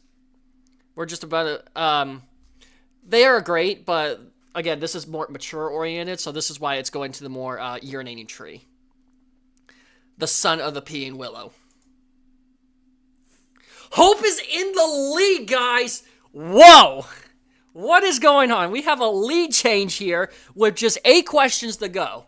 Alex went up to 4th, but whoa, what this lead change? Hope in 1st, Caden 2nd, James 3rd, Alex 4th, Michael 5th. Why was the last riff called Last Riff? And why is it a key feature to the Waldemir season each year? So what makes Last Riff Last Riff? Is it to celebrate the entire Waldemir season ended with a big party? Last Riff is its own arc, opposite of Opening Day, or the name of a Beartooth song? It's the real reason Last Riff is Last Riff. Some people do question me about it, but there is a bit of a... Yeah, outside of roller coasters, I watch NFL content mostly, and I like his sports ball recap. Yeah, I always look forward to Wednesday nights, Carrick, about this. I always look forward to that. I watch some football stuff. I watch some other people like, again, Barry McCockener, KTO, 5 Points Vids, Ramen Robbie, etc., etc. But yeah, 3 of you got it right.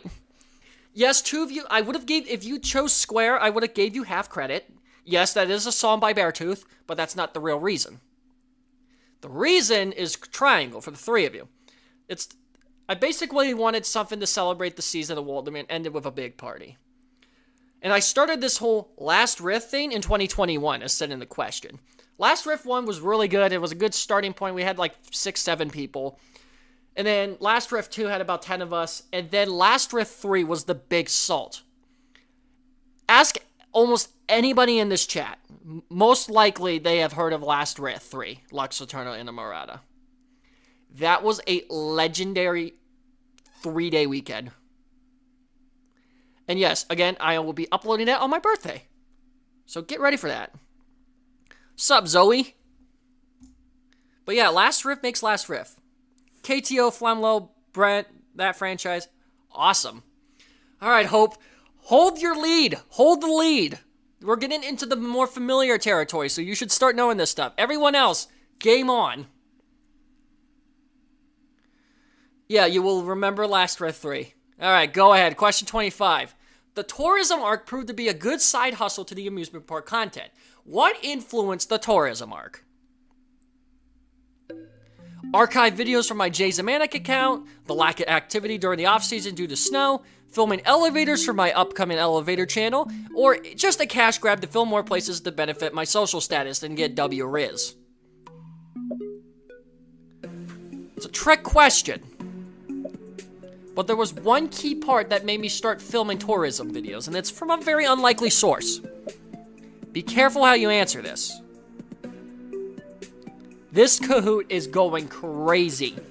15 of you in the live stream. If some of you are from the Coaster Hour live stream, I appreciate you coming here. I know, Carrick, thank you very much for the live stream hustle. I'm very appreciative for the shout out. If some of you here are for the, Thankfully, nobody chose Square, so I don't have to airstrike anybody's houses. But yes, 3 of you know of it, but I have a I'm autistic. A lot of you may know that I have autism. And I have some rather, to the average people, weird obsessions. They're not weird or childish. But one of my more standout obsessions over roller coasters is elevators. Don't ask why. But I started an elevator channel, and that's where I post various elevators. So, in preparation for that, I made this.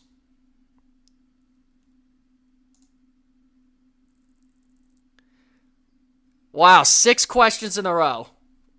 This Kahoot is getting tight. 26. Yinzer culture has become a core component of Insane Coaster Junkie lore. Where did it come from?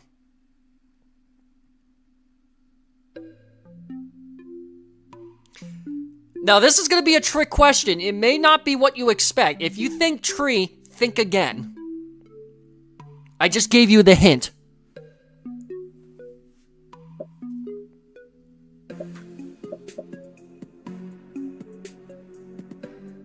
Pineapple. Alex, I don't want to talk about it. I was forced to watch that. 4 of you got it right. Yes, urinating tree is the main source, but we have to look at the Yinzer himself. Alex. I know, trick question. Yes, urinating tree with the Yinzer mode activated, blah, blah, blah, this and that, which is true, but if we have to look, you have to look more literal on this question. The vice president, everybody. Alex, Yins, whatever you want to call it. It was because of you. Thank you for spreading Yinzer culture. And you know, the culture is actually freaking good. Ooh! 5 questions left. Alex is back up in 4th place. There could be a lead change any moment. Don't screw up.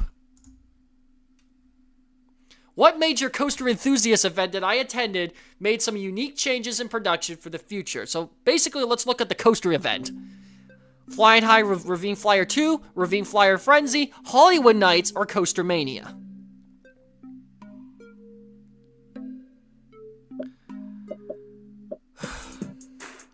I'll give you a hint.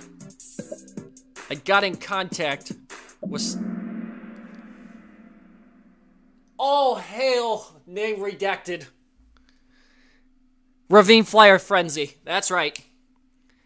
Most of you got it right. It was Ravine Flyer Frenzy. And that event was so influential last year that caused some even more changes for the channel. And again, Ravine Flyer Frenzy is probably, besides Last Rift 2, my favorite vlog of 2022. I don't know how I'm going to one-up myself with Ravine Flyer Frenzy 2, but we'll figure out a way. Ooh! Come on! Come on! We can't let Caden win! What was my 100th coaster credit and where did I grab it? Was it Air Force 1, Twisted Cyclone, Goliath, or it hasn't been reached? What was my 100th credit? Go. I need to go.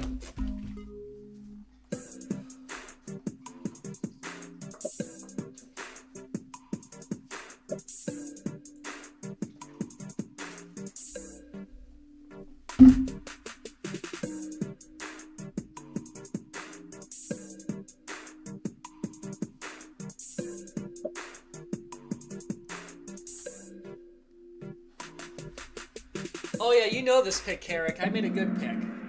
Okay, there's a little bit of a story for this. 5 of you got it right, and I'm very proud of you. For those who are wondering what my current coaster count is, this is actually a callback from one of the first questions, from question 2. My coaster count now is 105.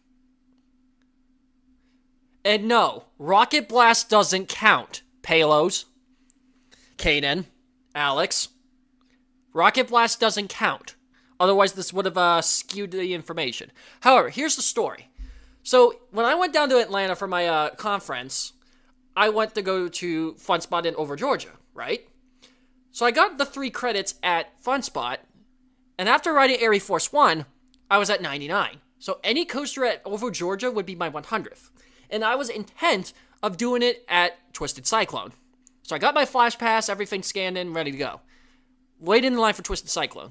However, due to poor operations and something happened, a pseudo-maintenance issue caused everyone to be forced to evacuate the line.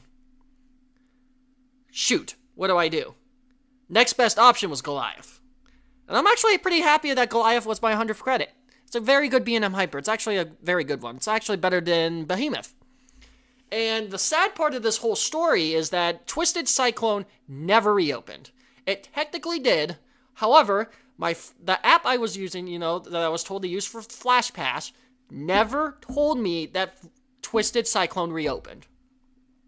So I basically got shammed out of Twisted Cyclone. It really goes to show how bad Six Flags can be. I didn't have the most pleasant experience because also with crowds and some other things, but I do agree with you, Carrick, but I'm still upset at the matter. If I had better communication from Six Flags, or at least the app to tell me, hey, Twisted Cyclone is open, please, you can go reserve a spot, I would have been a little less salty. But considering that I was lied outright, makes this one sting. And I came out of Atlanta with one of the 2 RMCs. By the way, the conference and everything was great, but I was very upset that I came out almost empty-handed. Okay, 3 questions. Go. What on-campus development has greatly improved the journalistic approach of the channel and its assets? Was it the J-Lanta trip, Edinburgh Essentials or ETV, Midway Madness, the radio show, or the digital marketing editor for the Penn West Career Center? Yes, James, I at least got Air Force. Fun fact, Air Force and Fun Spot was not supposed to happen at all. I told my buddy Malachi, kind of convinced me. He kind of had to convince me to go. So, Malachi, if you're watching, hi, thank you for hanging out at Van today, and 2, thank you for gaslighting me. Alright, Midway Madness. Now, this is a bit of an odd job. All these are true. Again, I talked about the J-Lanta trip. ETV, I've been doing that since fall 2021 here at school. And the one person who got it wrong, digital market editor, I got that job back in September, and I basically do editing conferences and other things for the Penn West Career Center here on campus. But I feel like the most improved one is WFSC, Midway Madness, my radio show. A lot of people really look forward to Tuesday nights where I get to play my favorite music, and that's really influenced of like my exit montages and some other musical things. Because again, I'm in marching band, woo woo, and I love heavy metal. So you kind of combine the two, put it in a radio show, talk about roller coasters for 2 hours every week. It's the perfect storm. So out of the weird way, Midway Madness, which by the way, I am not doing a show Tuesday because I will be on Thanksgiving break. There will be a show in a week and a half. All right, push. Question 30. What is the future of Insane Coaster Junkie post-retirement? Good luck. Ah, my ankle cramped again. My ankle. It's my bad one, too. What's the future of ICJ, guys? I'm gonna come clean.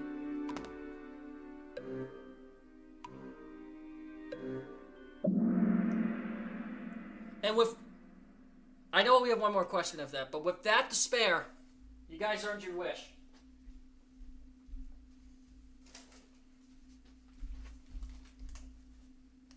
I honor the request. You guys get your goldfish back. You guys earned it. With one question to go.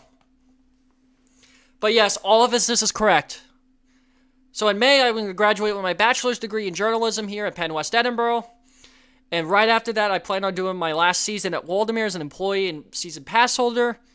I haven't really phased out videos, but if I have the desire, even with Splash Lagoon in January or in the future, may come back with smaller content. But again, that is not guaranteed. But my retirement plans is looking pretty good. I'm going to enjoy what I have. So, I have to come clean. I know we got about like 2 months before the channel goes into retirement mode, but I had to come clean.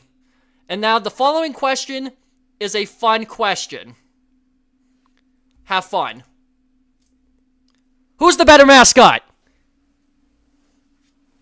Who's the better mascot? Ah! Hurry!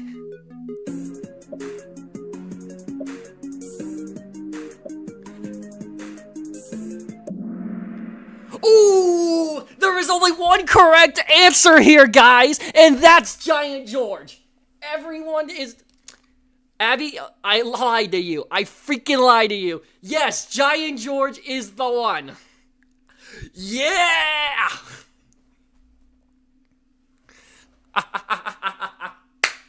There is only one right answer on this channel. Alright. Kahoot is over. Who is the winner?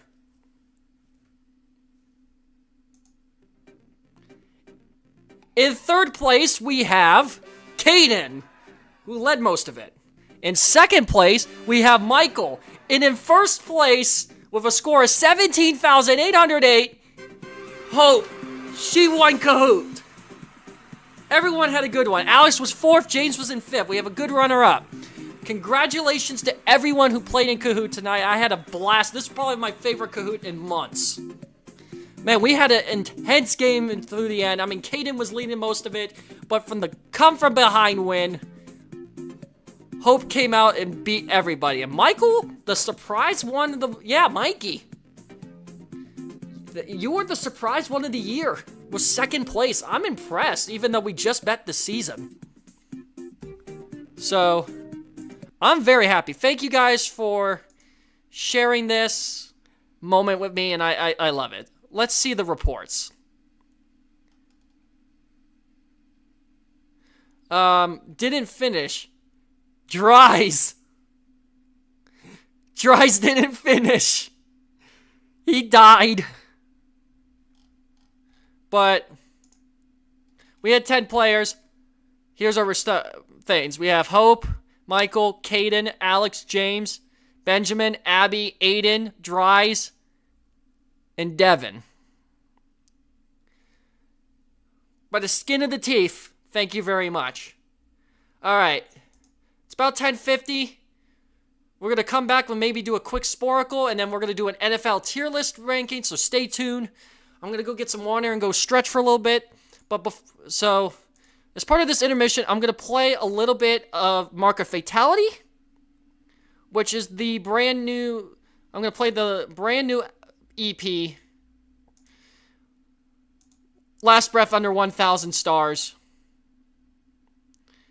So, I'll come back in about 2 minutes-ish, as soon as I load it up. So, here's Last Breath. See you guys in a minute.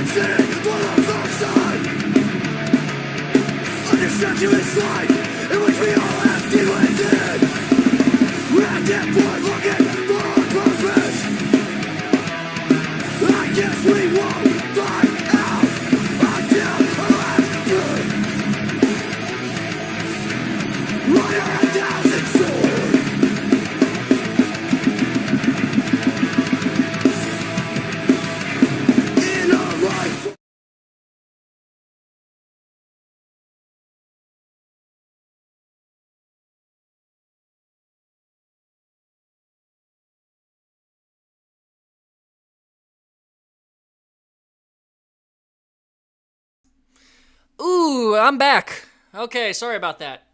Oopsies, oopsies, oopsies. But I am back. I'm sorry if the Mark of Fatality was too much for your TV or electronic device. I just wanted to play some of that free promotion. Love you guys. Shout out to Bailey for the Bailey Ryan. That freaking vocalist is something else. No, not copyright. I have permission to fully promote that stuff. So, I have a right. The Metallica was good. So, yep, Hope won. Everyone's promoting it. Bree is in here. All right, here we go. So, I'm going to do a second round of Q&A. So if you guys have any questions or things to discuss before we move on to our next activity, I will greatly appreciate it. So, send questions. Jens? I like to do this for a couple minutes, and then I'm going to dive right into the whole tier list. I'm going to bypass the Sporkle roller coaster quiz tonight. And we're going to go right to the NFL tier list. So, before that, we can do some questions. If you have any ideas, go ahead and send them Ian's way. Actually, I need to get my hat back because it's game time.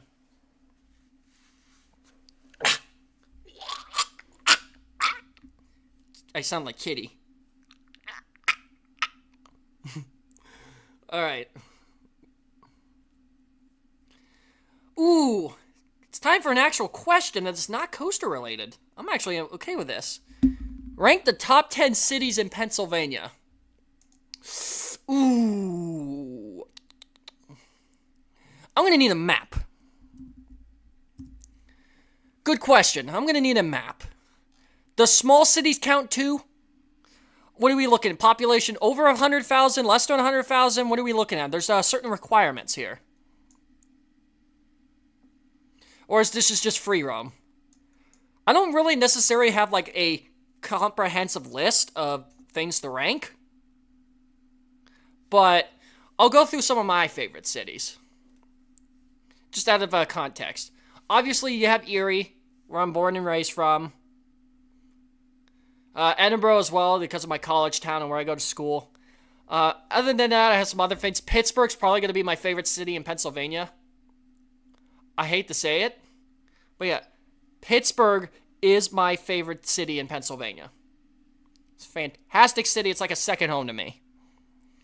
Other than that, I have some other wild cards out there like Carlisle, PA, Philly, even though Philly is sketch town, and an oddball. Oh yeah, Hershey, Harrisburg, Carlisle. And here's another wild card one. This one's going to trigger Alex. Breezewood. Because of the travel. So, we have that. But yeah, my favorite is probably have to be Pittsburgh. I go down there so much now, and just in that area, and I have so many of my friends down there that I'm very close with. So, the driving through Pittsburgh, contrary to popular belief, James, I actually like driving in Pittsburgh. If anything, the turnpike, the I-76 was more terrifying as a passenger than driving in Pittsburgh. So, I know that's a little bit of an oddball, considering of Yinzer traffic, but yeah, I'm used to it. Coaster RS, favorite candy? Hershey bars. I'm a very simple guy when it comes to candy. Some of them, Hershey bars, Kit Kats. I don't know if you want to call this a candy bar too, but M&M's are another good one. Those are probably my three favorite types of candy.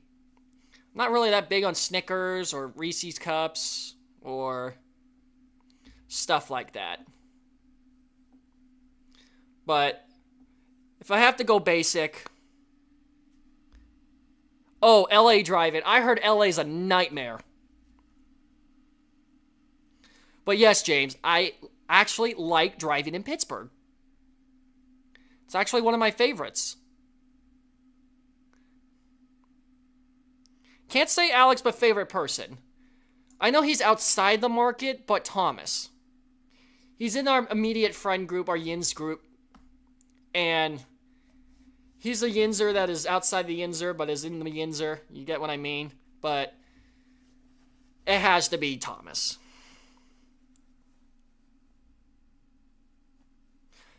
Okay, everyone keeps asking my questions about favorite Waldemar rides. You guys should know this by now. It's Ravine Flyer 2, and my second favorite is Chaos, or X-Scream, or Rocket Blast. So, I think I'm going to do in the future a ranking every single Waldemar ride that I've ridden, so I can shut up those claims. I don't want to be rude, but I get this question every stream, and I think you guys should know what my favorite rides are at Waldemar. It's pretty easy. Well, I grew up in Erie all my life, so I've been used to it. I mean, the closest thing to Pittsburgh and Erie is Upper Peach Street, which even to me is a nightmare. I freaking hate Peach Street. It's terrible. Even as someone who lives in Erie, it's horrible. But honestly, I prefer Pittsburgh over Peach Street. No, Dries, I'm not doing that. I cannot do that. We do not support favoritism here. And if I do favoritism with my friends, it's just going to be terrible.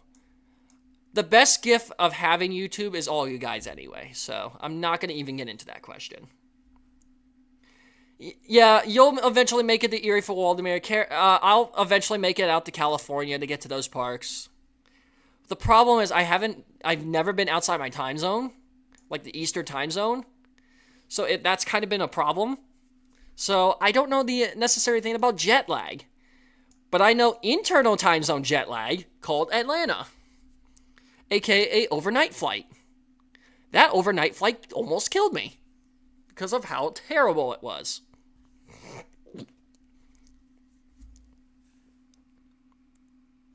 Alright, top 5 Woodies. I'm just going to go into the orders I have it. Again, my nose is really itchy again. Apologize. RF2, Silver Comet, Blue Streak of Connie at Lake Park, Thunderbolt, and Predator. I know it's a little bit of a weird ranking list, And I know the last one is an asterisk about the whole Titan track, but most of it, again, like over 2/3 of it is wood still, so I'm still calling it a wood coaster. But I will call that. But Silver Comet is number 2, Blue Streak at Conneaut is 3, Thunderbolt 4. I know it's a little bit of a controversial list, but besides RF2 and maybe Silver Comet and Blue Streak, there's not much of a standard that I follow. Top 5 rides at Kennywood. Phantom's Revenge, Steel Curtain, Black Widow, Exterminator, and Skyrocket. The only reason why I say Exterminator, like every other one is logistical. However, Exterminator, you either A, get a trimless ride, or ride it during Phantom Fall Fest. That's where you get your elite rides in. If anybody, you can either ask Hope, or you can ask Caden, or you can ask me. If you ask Alex, then he'll give you a cussing rant about why he got trimmed to death on Exterminator. But yes, I have gotten some pretty elite rides on Exterminator.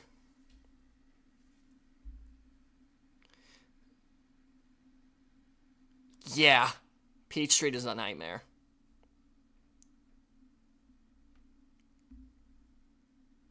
Alright. I'll hit you like a brick. Yeah, that's what it felt like in Pittsburgh the first time, and I'm like, oh, this is easy. Disney movies. Not going to answer because I've barely watched most Disney movies. If I really want to get a Disney movie it's technically Pixar, but Cars. However, I will say this. I am super excited for Inside Out 2. If there is one movie I do want to talk about, Inside Out 2 looks amazing. I mean, anxiety, real feeling for the past several years as an emotion. But again, I'm going to go copy what CinemaSins did one time for his Everything Wrong with Inside Out. Why do 4 of the 5 emotions have to be negative? I don't get it. Like, why do most of the emotions have a negative connotation to them? Like fear, disgust, anger, sadness, and anxiety. And the only one else is joy. That's my only question. It phrases a lot of red flags. But why do most of your emotions have to be in the movie have to be on a negative connotation side? I know I'm just being a little picky there, but however, I am excited for Inside Out 2. When you go to Waldameer as a guest, do you arrive 2 hours early like Alex? No. Considering I work there, I basically ride whenever I have the time. I don't really care about if I get there early or not. If I have an afternoon shift and I go in the morning, I'll get there about like a half hour before the water park opens. Other than that, it's just whatever I feel. Yeah, say what if more. Top 5 Woodies for James, El Toro, RF2, Phoenix, Boulder Dash, Lead to Dips. Alright, get Phoenix out of there. Phoenix is irrelevant. Let's see, Coaster Hour has ridden Mind Blower and Kentucky Rumbler. Yeah, I heard Mind Blower's tolerable with the 208 retrack. I don't know. And see, your top 5 Woodies is Voyage, Beast at Night, Ghost Rider, Mystic Timbers, Legend. Not a bad list. Considering the coasters you've gotten on. Very good list. Pets. Back home in Erie. Can't have a pet here. However, on time is late. Tomorrow's hydration starts today. I guess they do want to see my pet. Alright, you guys can see my cat. This is Finn. This is my cat. This is the day we got her and took her to my grandparents' house, but that's Finn. That's a girl. She's about 2 years old. She's fat. She's getting a little chunky, if you know what I mean. They get a little chunky as they do. Yeah, they get a little chunky. But I'm not too sad about it, but I love Finn. Alex called me Kennywood Mike when I said Phoenix looked overrated. Phoenix looks overrated. I'm just going to reciprocate that. It looks terrible. It just looks like a glorified comet at Waldameer. Misty. Not a bad name. Well, you also have my friend's cat that's named Kitty, or Kitten, or I like to call it Kitten, and assume it's a girl. But we don't talk about that. Favorite food? More like pizza, macaroni and cheese, grilled cheese, chocolate. I don't know. I have a very disgusting and unhealthy diet. And considering that most of my diet consists of going to Van once a day, getting the same thing, and then going to Pogue and getting something different, my diet is not that great here. You can blame college for that one. Okay. Phoenix is amazing. Snowball, Snowflake. Favorite things to do in Pittsburgh that is not Kennywood. Okay, I'm going to go with the Yins 2 approach. Abby, Hope, Caden, you can reciprocate me on this one. Yins 2, after Kennywood closed an abysmal 8 hours early because of the rain, I was forced to reschedule to do things. So we decided to go to the waterfront, and they have a Dave & Buster's there, right on the waterfront. Right here in Homestead. Fantastic.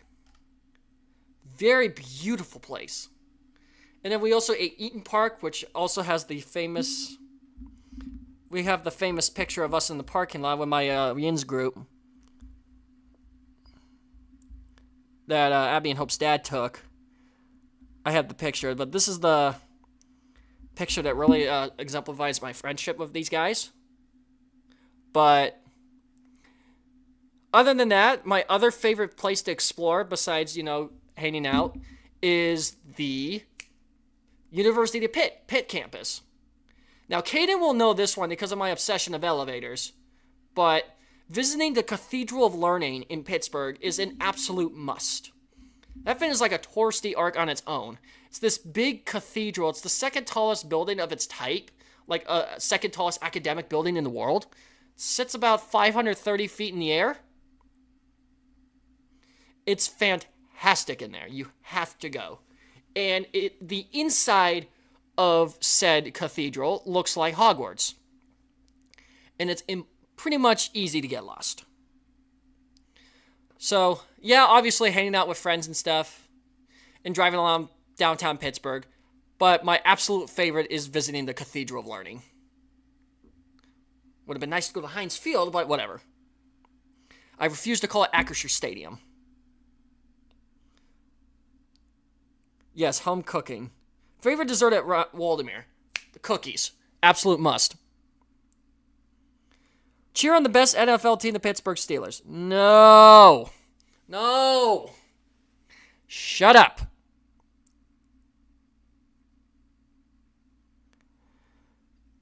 Yeah, the pictures are amazing, Carrick. Like, the pictures don't do justice. You have to go there, take the elevator up to the 36th floor, which is the observation deck, and boom. The views are astounding up there. Let's see. Not gonna lie. Blah, blah, blah, blah, blah, blah. Yeah, I understand why. But Dries and I are close for meme reasons, because he's good at memes. Most of the time. Sometimes. Okay, if there's not any other questions, we are at 11:08, and I'm probably going to stop production at midnight so we can get to the Room of Mirrors music video. I have a tier list prepared for you guys. And speaking of that, it's football-oriented. So, for the people that do not understand football, just follow along with me, and just you'll learn as you go. For the people that are actually more involved with football in this chat, you can pretty much help me with everything here. So, Carnegie National History Art Museum.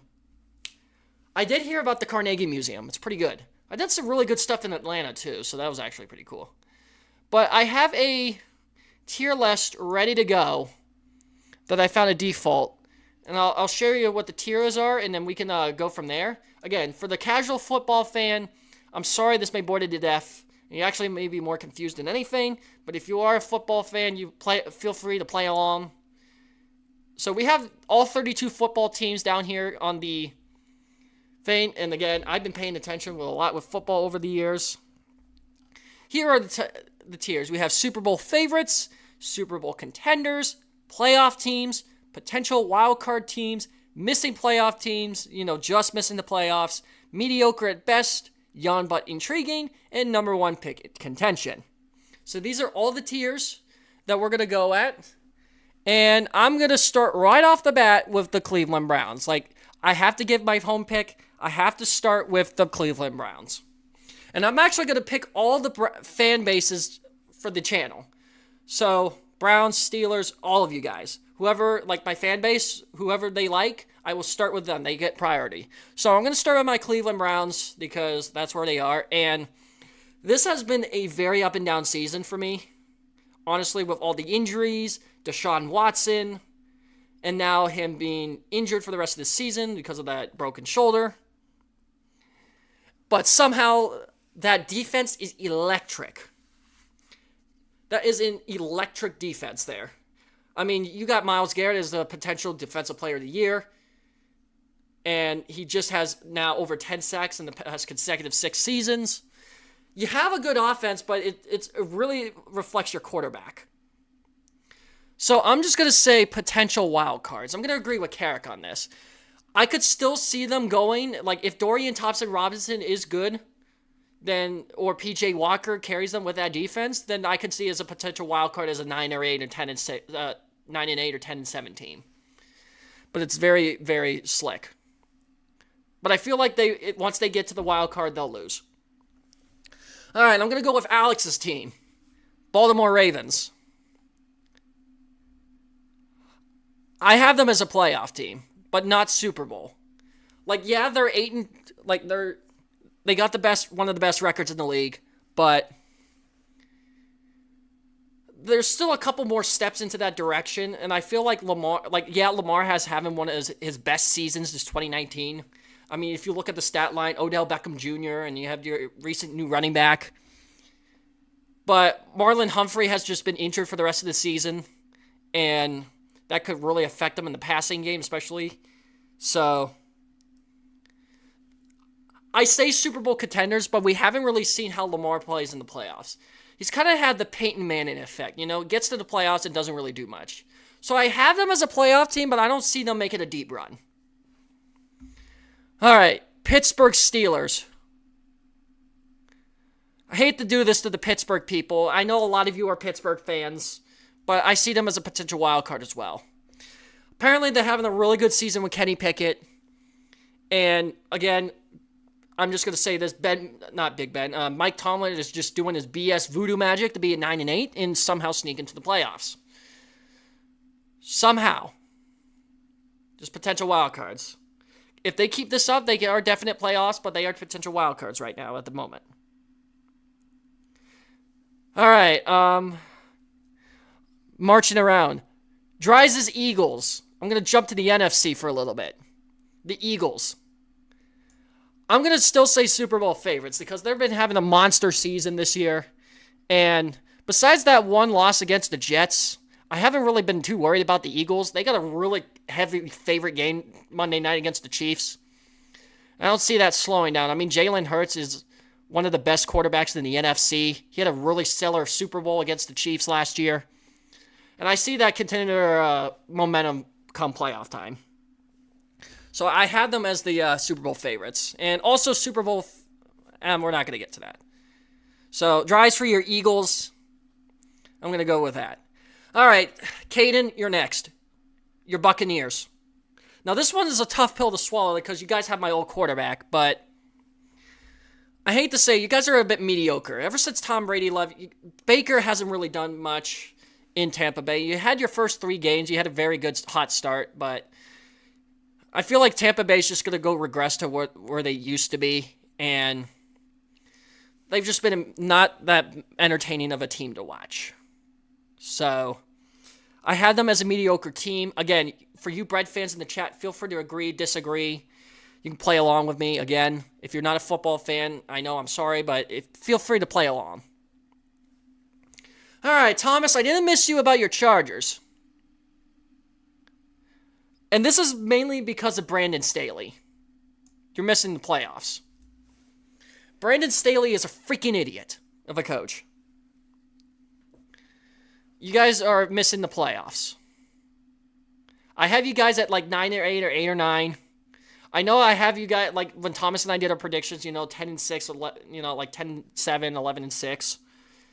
But Chargers are not really making that far. And unless they get a coach change, then I can not see that happening. Bills? Let's go with Bills. I know there's some Bills fans in this chat too. Bills are... I could see the red flags with Josh Allen currently. Like, Josh Allen's been having more of an interception problem. I mean, you got Rasul Douglas. You just acquired him. In the past few games, you've been really starting to see the cracks of Buffalo, and I'm honestly scared. Like, yeah, I could root for Buffalo because they have a good roster and whatnot, but they are potential wild cards, but I don't see them doing much in the playoffs if their problems continue. I mean, I wish the best luck for the Buffalo, but I don't really see much. All right, Kansas City. And we're basically just going to be jumping around here. Easily Super Bowl contenders. Oop, not mediocre. Easily Super Bowl favorites. There's not much I can say about Patrick Mahomes and his squad. And he's just a freaking good quarterback. Excuse my language, a damn good quarterback. I mean, if you see Mahomes doing voodoo magic out there, it's incredible. And Travis Kelce's having an all-out year this year. I don't know it's because of the whole aided Taylor Swift fame, but I'm not even going to get into the Swiftie side of football because I am just football.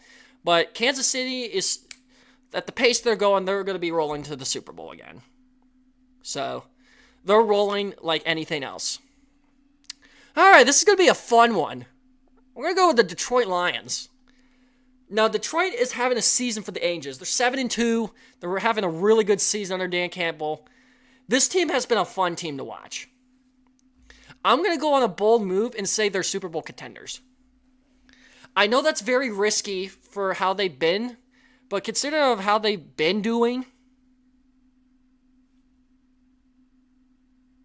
But Detroit has been a fun team this year to watch. And I like Dan Campbell's coaching scheme. He's been really good. Jared Goff has been having a really good one. Very good season. Amon-Ra St. Brown has also had a really stellar season so far. They could be a fun team to watch come playoff time. But yeah, this is more on the low end. But the only one on this one. Also, Super Bowl contenders. Let's play with another NFC team. Let's go with San Francisco. Brock Purdy. Now, he had a 2-game losing streak. Started with my Browns, so thank you very much, P.J. Walker, for beating the crap out of San Francisco at the last minute. But Brock Purdy feels like he is the answer to San Francisco. I know a lot of people are questioning if this is the product of Kyle Shanahan. I firmly believe so because, I mean, look at Jimmy Garoppolo when he was there. But they've been a team to fear in the NFC West. And I know that people are freaking out. Oh, he's playing like he is a 7th round pick, Mr. Irrelevant. No, don't panic just yet. I wouldn't panic yet either. But that's a fun one. Yeah, they're probably the highest contender. I'm going to put the middle of the contender. I'm going to put the Miami Dolphins. I feel like they are Super Bowl contenders. This one is a fun one. Miami has been a fun team to watch as well. I mean, they had that, let's just say their butts kicked against the Broncos earlier this year, that 70-20 mauling of them. But Miami's high-powered offense is just lights out. Like, they're on another level, and it's taking the AFC East playoff picture is looking so different. If Buffalo keeps tanking, then Miami, I have them as a Super Bowl contender. If Tua keeps going, like Tua Tagovailoa keeps going for what he's going for, this could be fun come playoff time. And speaking of that, let's see. We're going to go with another fan here, Waldemir Enthusiast. They are definitely a playoff team. And Seattle has also been a very surprising team. I mean, Geno Smith, of all quarterbacks, is actually considered one of the best, like, a legit quarterback these days. Which, 5 years ago, you would have said, heck no. But Seattle, I could see them going to the playoffs. Again, it's really between San Francisco and Seattle for that playoff picture, but they are definitely a playoff team. And I think, part of me still wishes Russell Wilson was there, but I think they have a good answer with Geno. All right. Let's look at some... All right, another fun team. This is going to be another fun pick. Houston Texans.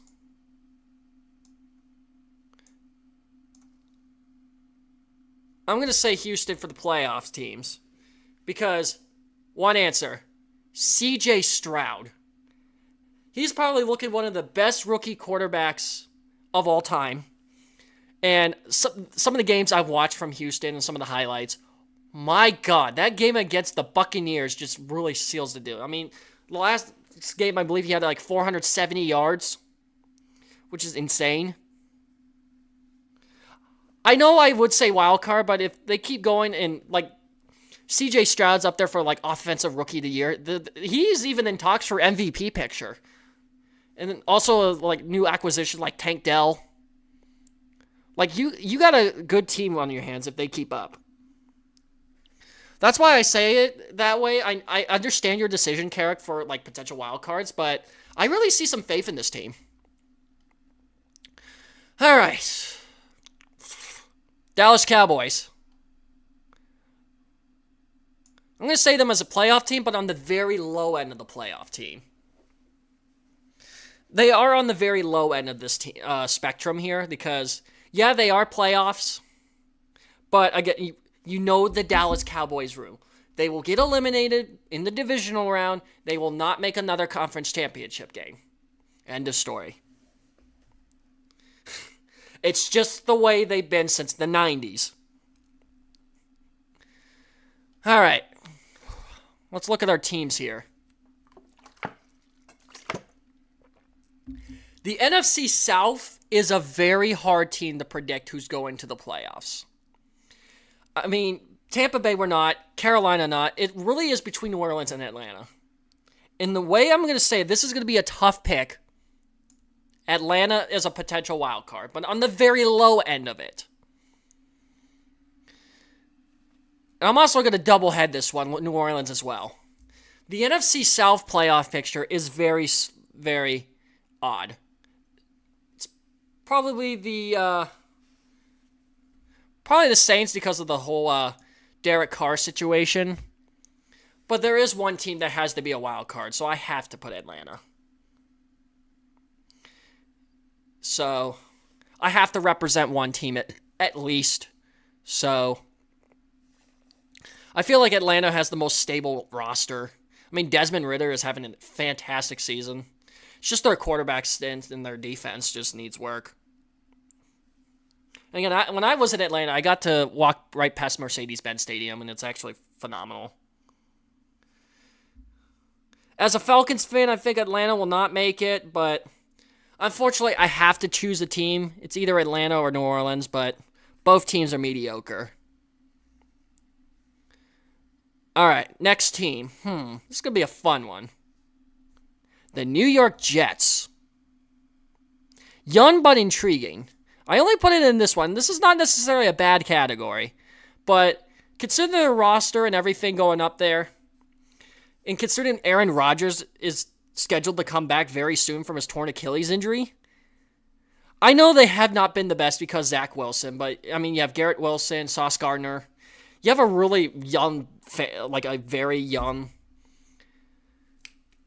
base, and I'm very excited to see where they're going to go. I don't know if they're going to be playoffs. Like, I have them as if Rodgers is what he was in Green Bay, I can change my pick of where the Jets land, but I only put the Jets where they are because I'm very optimistic to see where they're going. And again, it really depends on Aaron Rodgers. But that's why I put it in this category and something not like missing the playoffs. Ooh. All right, Minnesota Vikings. Oh, this one's been a very interesting one because Kirk Cousins tore his Achilles, kind of similar to Rodgers. And Josh Dobbs has been having one hell of a season. And his play style is just fantastic. I have them as a playoff team. Minnesota has been on a 5-game win streak recently. Actually, yeah, wild card. But I'll put them at the upper hand. I'll put Cleveland more further back. Put Cleveland towards the middle. But I have Minnesota up there as a potential wild card. I understand why they are a playoff team, but if Josh Dobbs keeps going at what he's going at with that 5-game win streak and whatnot, I really do see it. Missing playoff teams. All right, forgot about Jacksonville. Playoff team. I have them as a definite playoff team to represent the AFC South. Trevor Lawrence is bouncing back. I mean, again, let's forget Urban Meyer ever existed. And now with the whole changes and everything, we're really starting to see what a number 1 overall pick from Clemson could be. And I'm really seeing the stars here. But, again, the last time the Jaguars went to playoffs, that was really funny, and to see the destruction of the Chargers. So, the Chargers' misery is my gain. So, but the Browns' misery is Thomas's gain. All right. We're going to stay in the same division, Indianapolis Colts. Again, Anthony Richardson had a season-ending injury. So, we're up there with Gardner Minshew. I have them just missing the playoffs. Like, they have a good roster. I mean, they had a hard-fought battle with Cleveland earlier this season. But they are just missing the playoffs. I don't see them going further. All right, here's some other teams to consider. I'm going to say Green Bay. I have them as a mediocre team. Things have not been the same since Aaron Rodgers. I mean, I don't have much faith in Jordan Love. He's okay, but he's not, being what he was supposed to be. I mean, he was under Rodgers for about 3 years. 3-4 years. You think you have a lot in the tank, but that tank is pretty much running out. Here's another mediocre team. I'm going to stay in this whole tier here. Tennessee. You just benched Ryan Tannehill for Malik Willis for the rest of the season. Tennessee's not going anywhere. I'm sorry. That's a mediocre team. Just the cracks are just falling apart. Coaching staff, I feel like Mike Vrabel will be fired at the end of the season. He's definitely been on the hot seat this season in terms of coaches. I know as a Browns fan, I've been really cussing about Kevin Stefanski. I'm still going to be on that moniker. But Tennessee is mediocre. All right. Young but intriguing as well is the Denver Broncos. So, the ride never ends. We're starting to see flashes of Russell Wilson, but the rest of the lineup I'm not as familiar with. He's not really doing much. Broncos aren't really doing much. So, there's not much, but I am pretty intrigued to see, if trading for Russell Wilson was a good idea. But so far, I'm not so convinced, but it is intriguing. And remember the moniker, the ride never ends. All right. There's some really garbage teams in here. All right. Also mediocre. I'm going to have to put the Raiders. They haven't not really done much since because Garoppolo's hurt and whatnot. I don't really have much for that team. As we get deeper down, I'm less familiar with the teams. So, it's just from what I've seen in statistics and whatnot, just my opinion. LA. I put them as mediocre as well. Put them out there with, like, on the same level as, like, Green Bay. I mean, Matthew Stafford's been having a down year. Cooper Kupp. And the name we haven't really heard from this season, defensive-wise, Aaron Donald. Have not really heard that much from Aaron Donald this year. So, we play the Rams in a few weeks. I'm sure Cleveland will beat the crap out of them, but I just don't see flashes of light here. I think that 2021 was a fluke season. Again, is it a product of Sean McVay? I have to think so. But, again, 2018 with Jared Goff. All right. Washington. All right, the Washington name redacted. Ooh, that's going to be a tough one. I mean, Sam Howell has been having flashes, but at the same time, he hasn't. A lot of people are comparing him to Baker Mayfield, which I actually see why, because considering how Mayfield was his first couple years, besides 2020. And now the real colors of Baker. I'm going to put it up there with, like, the Bucs. Mediocre team. All right. Also, another mediocre team. I'm going to put Chicago on there. The Chicago. Justin Fields hasn't done anything. And I'm going to quote Barry McCockiner on there. They haven't had a good quarterback since Hitler was alive. I mean, I'm serious. Look it up. I mean, their all-time passing leader was Jay Cutler. Jay Cutler. But yeah, the quarterback carousel is just as bad as Cleveland's. I don't see faith in Justin Fields. Again, their best quarterback was when Hitler was still alive. So, I mean, seriously, look it up. And this is where we get to the bottom of the barrel. But there is one team I've been leaving out in this entire time. Cincinnati. Why? Now, before Thursday night's game, I would have said, oh yeah, you're definitely a Super Bowl contender. I would have said that. But now, Joe Burrow's out for the rest of the season. Now what do you do? Like, they were showing their flashes, and then boom. Like, you have a good roster. I'm sorry, but they are missing the playoffs. They are the biggest team to miss the playoffs this year.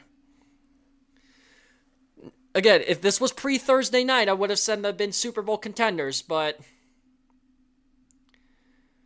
they're missing that playoffs. And again, with Cincinnati pretty much out of the playoff picture, that's Cleveland's game. That could make the rest of the AFC North a bloodbath. And it already is a bloodbath, because right now, all four teams are in the playoff picture right now. They've stopped right now.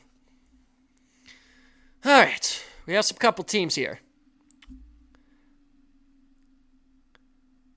Number one pick contention. I have two contenders here. One of them is the New York Giants. Daniel Jones is out. Tyrod Taylor is out. Easy. And the Giants don't do anything. Also, number one pick. I know this is not because of draft order. I have another wild card spot for who is going to be the number one pick contention, if that ever happened. New England. Tommy DeVito.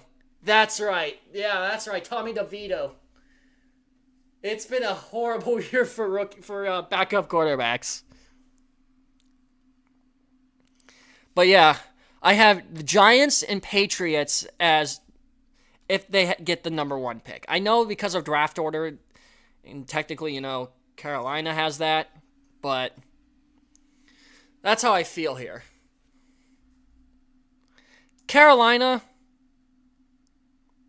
I also put them in the number one pick contention because they're just freaking terrible. Bryce Young he's looking like a draft bust. I hate to say it. He's a draft bust. So that leaves one team out of the picture. Arizona. Kyler Murray is back. This is a tough one, because they started 1-8. They're not missing the playoffs, but considering his statistical numbers, I'm gonna go with this. I'm on the Caleb Williams hype train.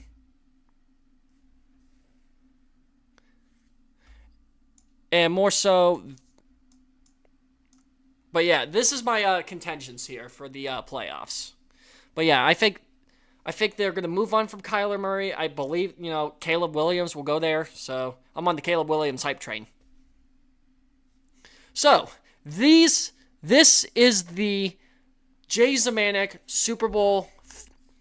NFL statistics for 2023. This is I know this is not the most entertaining thing. I know tier lists are fun, but football-oriented, this is definitely a difficult task here. So I'm sorry I bored you guys to death, but this was rather a fun way.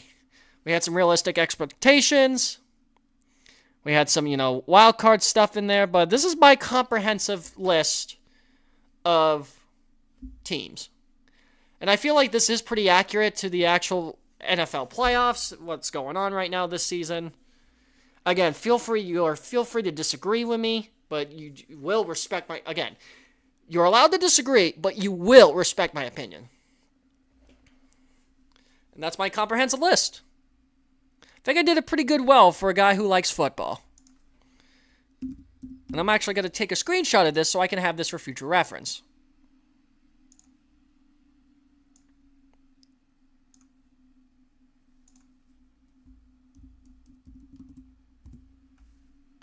I'm going to save that for future reference. Thank you, Carrick.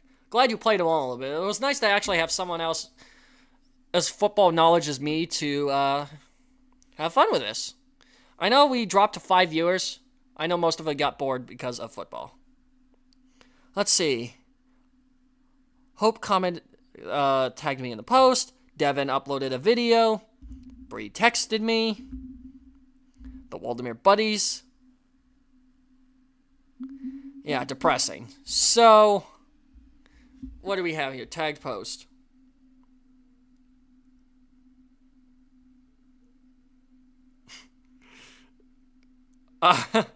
This is great.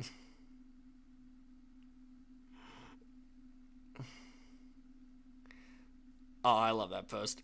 Anyway, that's pretty much it for that.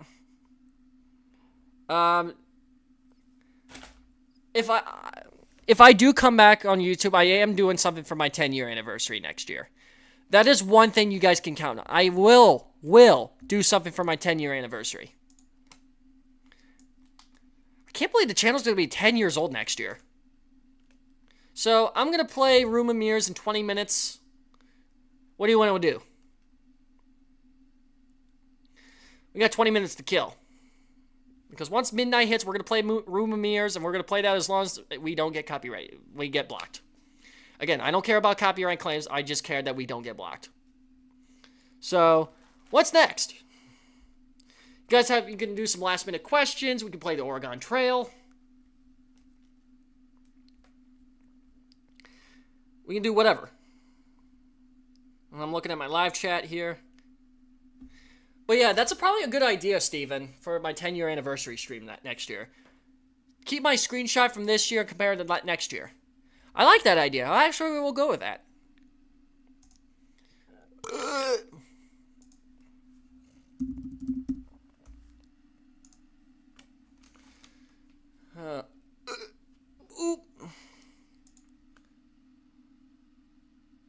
I'm trying to die. Alright. Play game.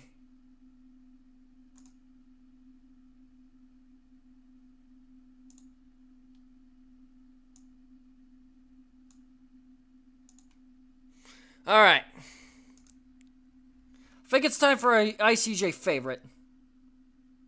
I know, 2023 is almost over. So, before we move on to anything else, a little bit of announcement. So, I got videos coming out for the rest of the weekend here. Again, Yinzers of the Galaxy is tomorrow. The Spinvasion video comes out Sunday. And next week, I will be continuing on my streak of good videos. I know when my 2024 plan's pretty tough. Yeah, I know that's a pretty tough question to ask. I know my lighting setup is horrible here right now. But I know it's been very tough to plan my 2024 plans. Again, I have my Waldemar functions to deal with. Other than that, part of me does want to do a lot more traveling on Wednesdays when the park is closed, but also I have some other ideas as well. Definitely want to get to Kings Island, get back to my usual favorites like Kennywood, Cedar Point, Darien Lake, Midway as well. Definitely want to skip Conneaut. Probably my new parks next year, I definitely want to do like Kings Island, maybe Idlewild, maybe Lakemont Del Grossos, maybe Marineland. Just my parks aren't looking as much. I was surprised I was able to do a lot with how much I worked this year when I worked a lot of hours. I was very surprised myself. But considering I graduated in May with my bachelor's degree and going back to Waldemar full time for the summer and then look for a career job, I have no idea what my plans are. And basically, we're just going to go with the flow. Again, with the channel, for the future of the channel as well, I have no set plan. I mean, I'm going to Splash Lagoon with my friends on it in January for my birthday, but with my main group. But I'm not even sure if I even want to film it. And even if I don't, that's okay. But I'm not sure what my plans are there either, so there's a lot in the air, up in the air for the future. So I know you kind of figure, but that's probably not the best question to ask because I even don't know. I'm very optimistic, but I'm not certain. Yeah, definitely Kings Island is a the big one. I know it's like 5 hours away, but I could definitely do that in a day trip. I mean, if I can do Cedar Point and all these Ohio parks, whatnot, I can do Kings Island. But yeah, 2024 will be a very tough year for park plans. I thought this year was going to be rough with park plans. I was proven wrong. Maybe I could be proven wrong next year. Who knows? But again, besides Splash Lagoon and Waldemar, I don't know. Tough to say. But I'm very optimistic. And also, I'm going to announce the next live stream, which will be actually my final live stream in this channel. Yeah, I definitely want to do something for my 10-year anniversary next November. But that's a whole year from now. But my next and last live stream will be looking at the date. Today's the 17th, which tomorrow is the 7-year anniversary of Hardwired to Self-Destruct. And the 26th anniversary reload. But Sunday, December 31st, New Year's Eve, will be my very last live stream. That will be a 8 o'clock start time, Eastern time. That will be 5 o'clock Pacific. But I will go from 8 p.m. to after the ball drops at midnight. And we're going to party for 4 hours. I have many of the same things. Kahoot. I got a 50-question Kahoot for the final exam. Probably do some more tier lists. Definitely my yearly Need for Madness playthrough we've always done before. Maybe we'll have some viewer call-ins. I definitely want to do that to have some of my fans on here for one last time. So, definitely want to have some of my fans on here. But it's going to be a little over 4 hours. Excited for that live stream. So that'll be Sunday, December 31st, New Year's Eve. I hope to see you guys there. I was going to do one for my birthday, but I feel like it'd be the perfect send-off live stream-wise to do New Year's Eve, like I've done in the previous couple years, so. Usually my New Year's Eve plans are pretty chill. I just live stream. I don't really do anything. My mom just sits and chills and watches the ball drop while I live stream, so my family isn't really doing anything. My sisters will be busy with their friends, probably. My grandparents will just be watching there or sleeping, so I just got my own thing to do. So, I'm still planning on live streaming. Alright, we got about 15 minutes left. Let's play the Oregon Trail. Let's do a speed run. I'm going to play the Oregon Trail. The speed run version. So, pack your bags. We're going to Oregon. We're going to travel the trail. Let's go. No. Alright. Right now, we're going to switch it up a little bit. We are going to be a farmer for Illinois. We're going to be... I'm sick and tired of the whole Ohio slander. We're going to be a farmer. So we got Jay, Hope, Abby, Caden, Alright, we got the Elite 5. Unfortunately, everyone is surviving. Alright. It's time for the speed run. How far can we make it? Let's go April of my default. Actually, we'll go with May to start the season. But we have $400 in cash. We can go to Matt's General Store. So, we'll go to Matt's store. We'll go 5 yolk. That's half of it. Alright, we got maybe 1,000 pounds. Oh crap! I have no clothing, ammunition, or spare parts. Shoot, shoot, shoot. No! Shoot! I bought too much food! I have no ammunition or nothing! Or clothes! I'm screwed! Let's go! Onwards! This is bad. But we have plenty of food. So I'm not too mad. Oxen is injured. Wild fruit. Yay. No, let's speed. I'm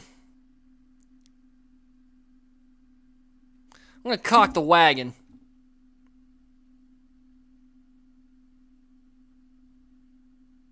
Yeah, we got over the river. I had no trouble. All right. Let's look at our pace, food rations. We're gonna go meager. Pace. We're gonna change pace. Continue to trail.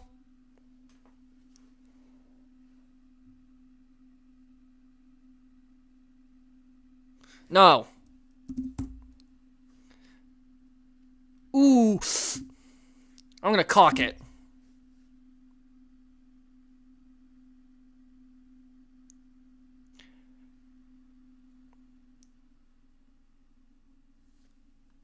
No trouble.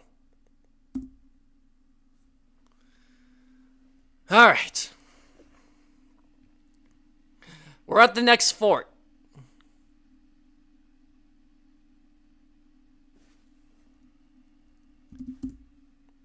$250 miles to Chimney Rock. We're going at a very grueling pace.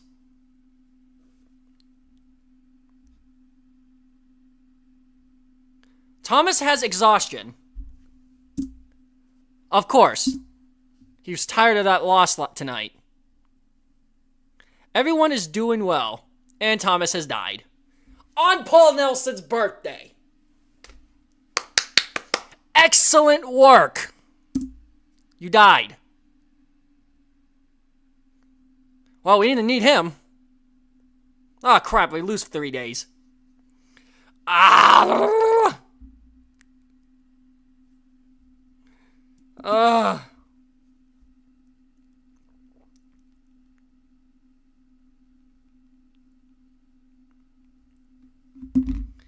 Alright, no. I don't want to go. Move.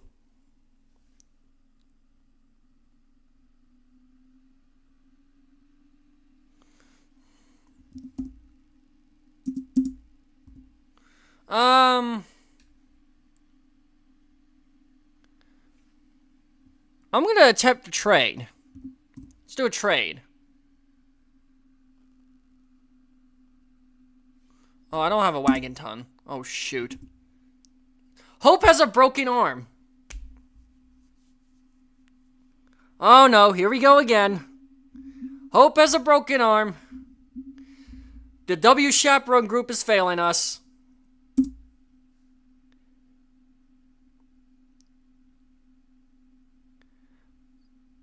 Abby has dysentery.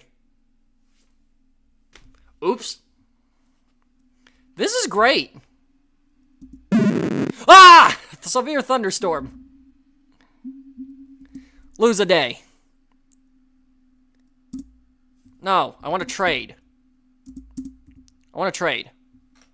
Give me a trade. I don't have a wagon.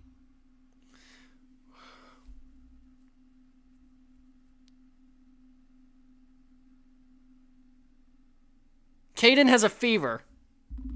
Oh, great. Everyone's getting sick except the W chaperone. Very funny. Yeah. Oh, we lose 5 days. And now the rain.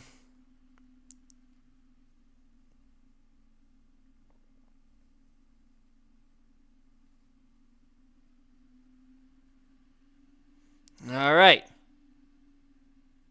We are at the rock. Keep going.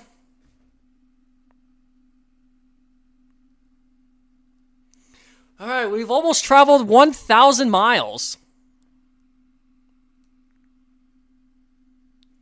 South Pass, keep going. All right, where do we go, guys?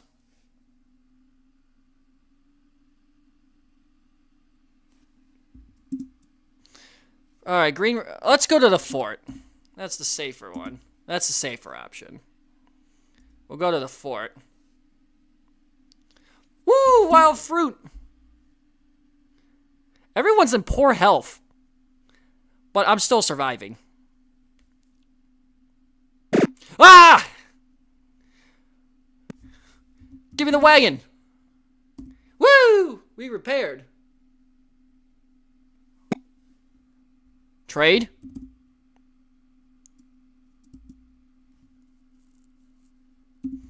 Because I bought all my food.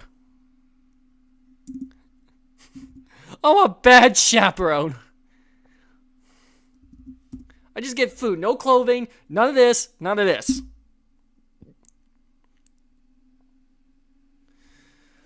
Alright, July 10th. Not sure if I'm going to make it to midnight, but we'll see.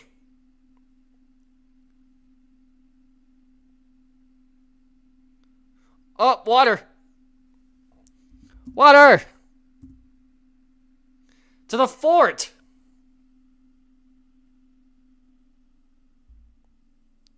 Woo! We made it to the fort.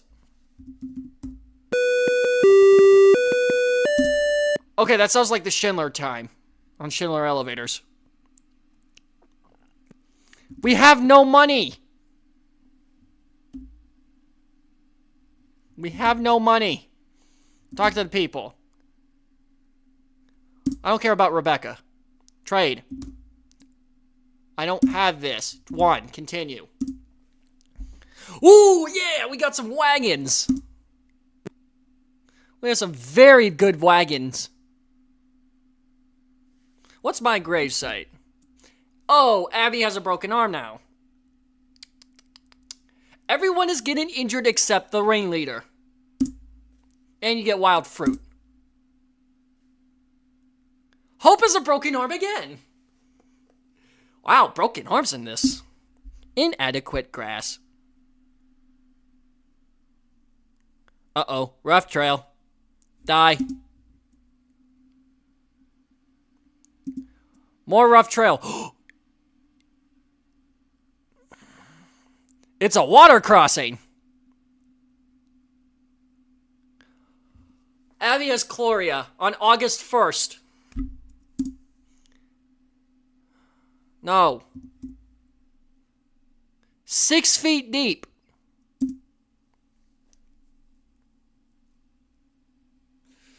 All right, 1,000 feet wide, 6 feet deep.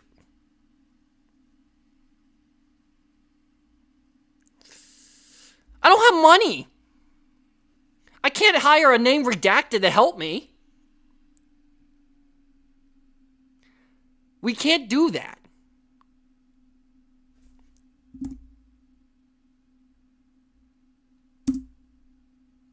Well, the name redacted doesn't help.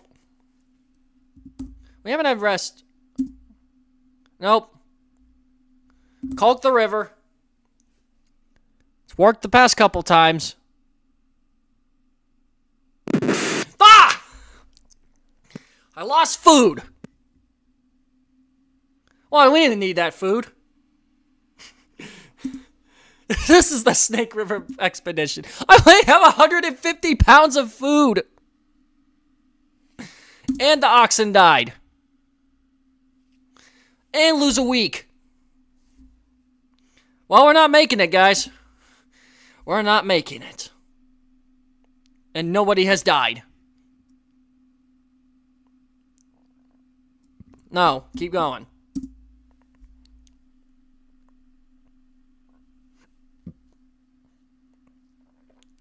This is unbelievable.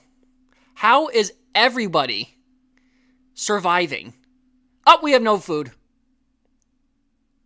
No food for a week. Alright, it's August 28th. We all know we're gonna die. Who's just gonna die? Oh, I don't have ammo.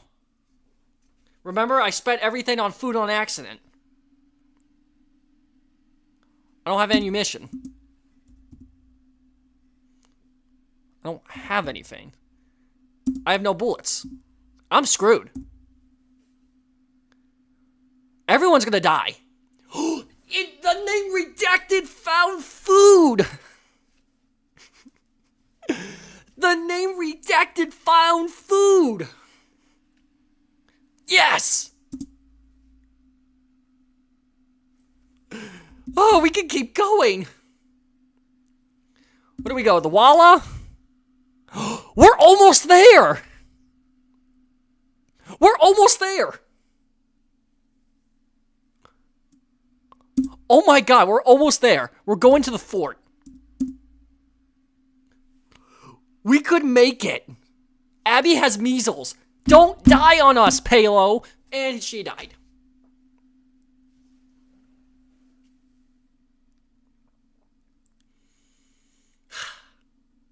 Well, we didn't go a couple of months without losing anybody, and someone had to die.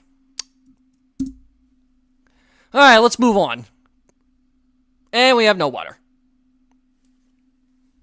Alright. 120 miles. Can we go 120 miles without food? And Hope has a fever. And Hope has died. Well, we have no food and we're stuck in the middle of nowhere. We're dead. Caden has a broken arm. Let's look at the map. How far? We are so freaking close. I have 120 miles, no food, and it's just Hope and Abby died, Thomas died, and it's just Caden and I. We have to get to Oregon City. We have to. I will be so upset if I don't have, and I have no food and no nothing. And lose a week. Perfect. Typhoid. And he's died. Oh, great. Now it's going to take me? It's up to me, Bread fans. It's up to me. All right.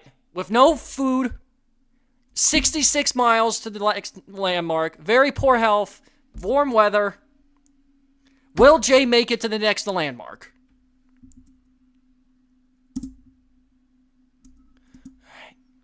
Push. I have Chloria. Died. With 30...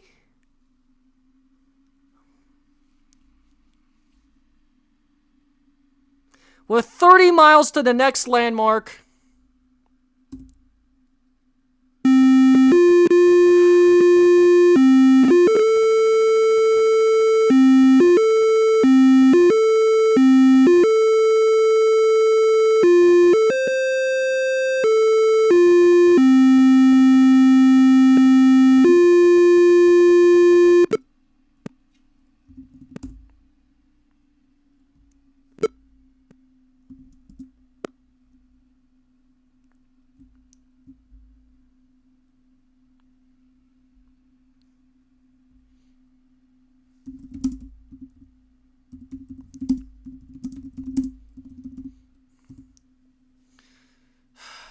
No.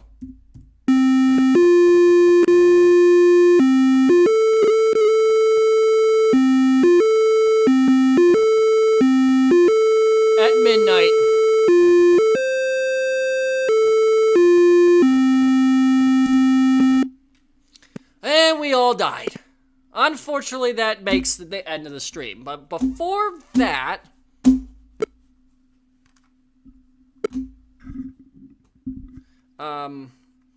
my mouse decides not to work now. I think my battery died. Guys. Alright, hold on. I got a battery issue with my mouse. I have to go to my batteries. That's AAA, AA. Not now.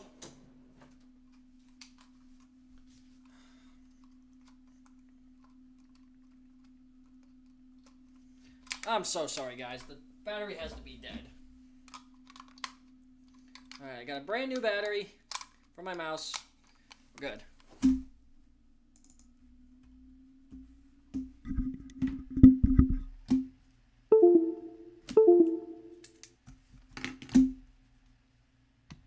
Hold on.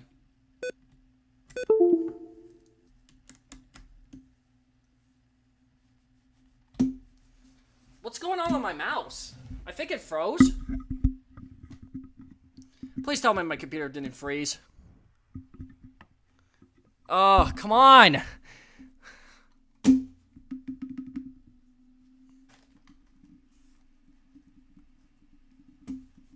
Oh, come on. Alright, there we go. Okay. Now that's not working, so...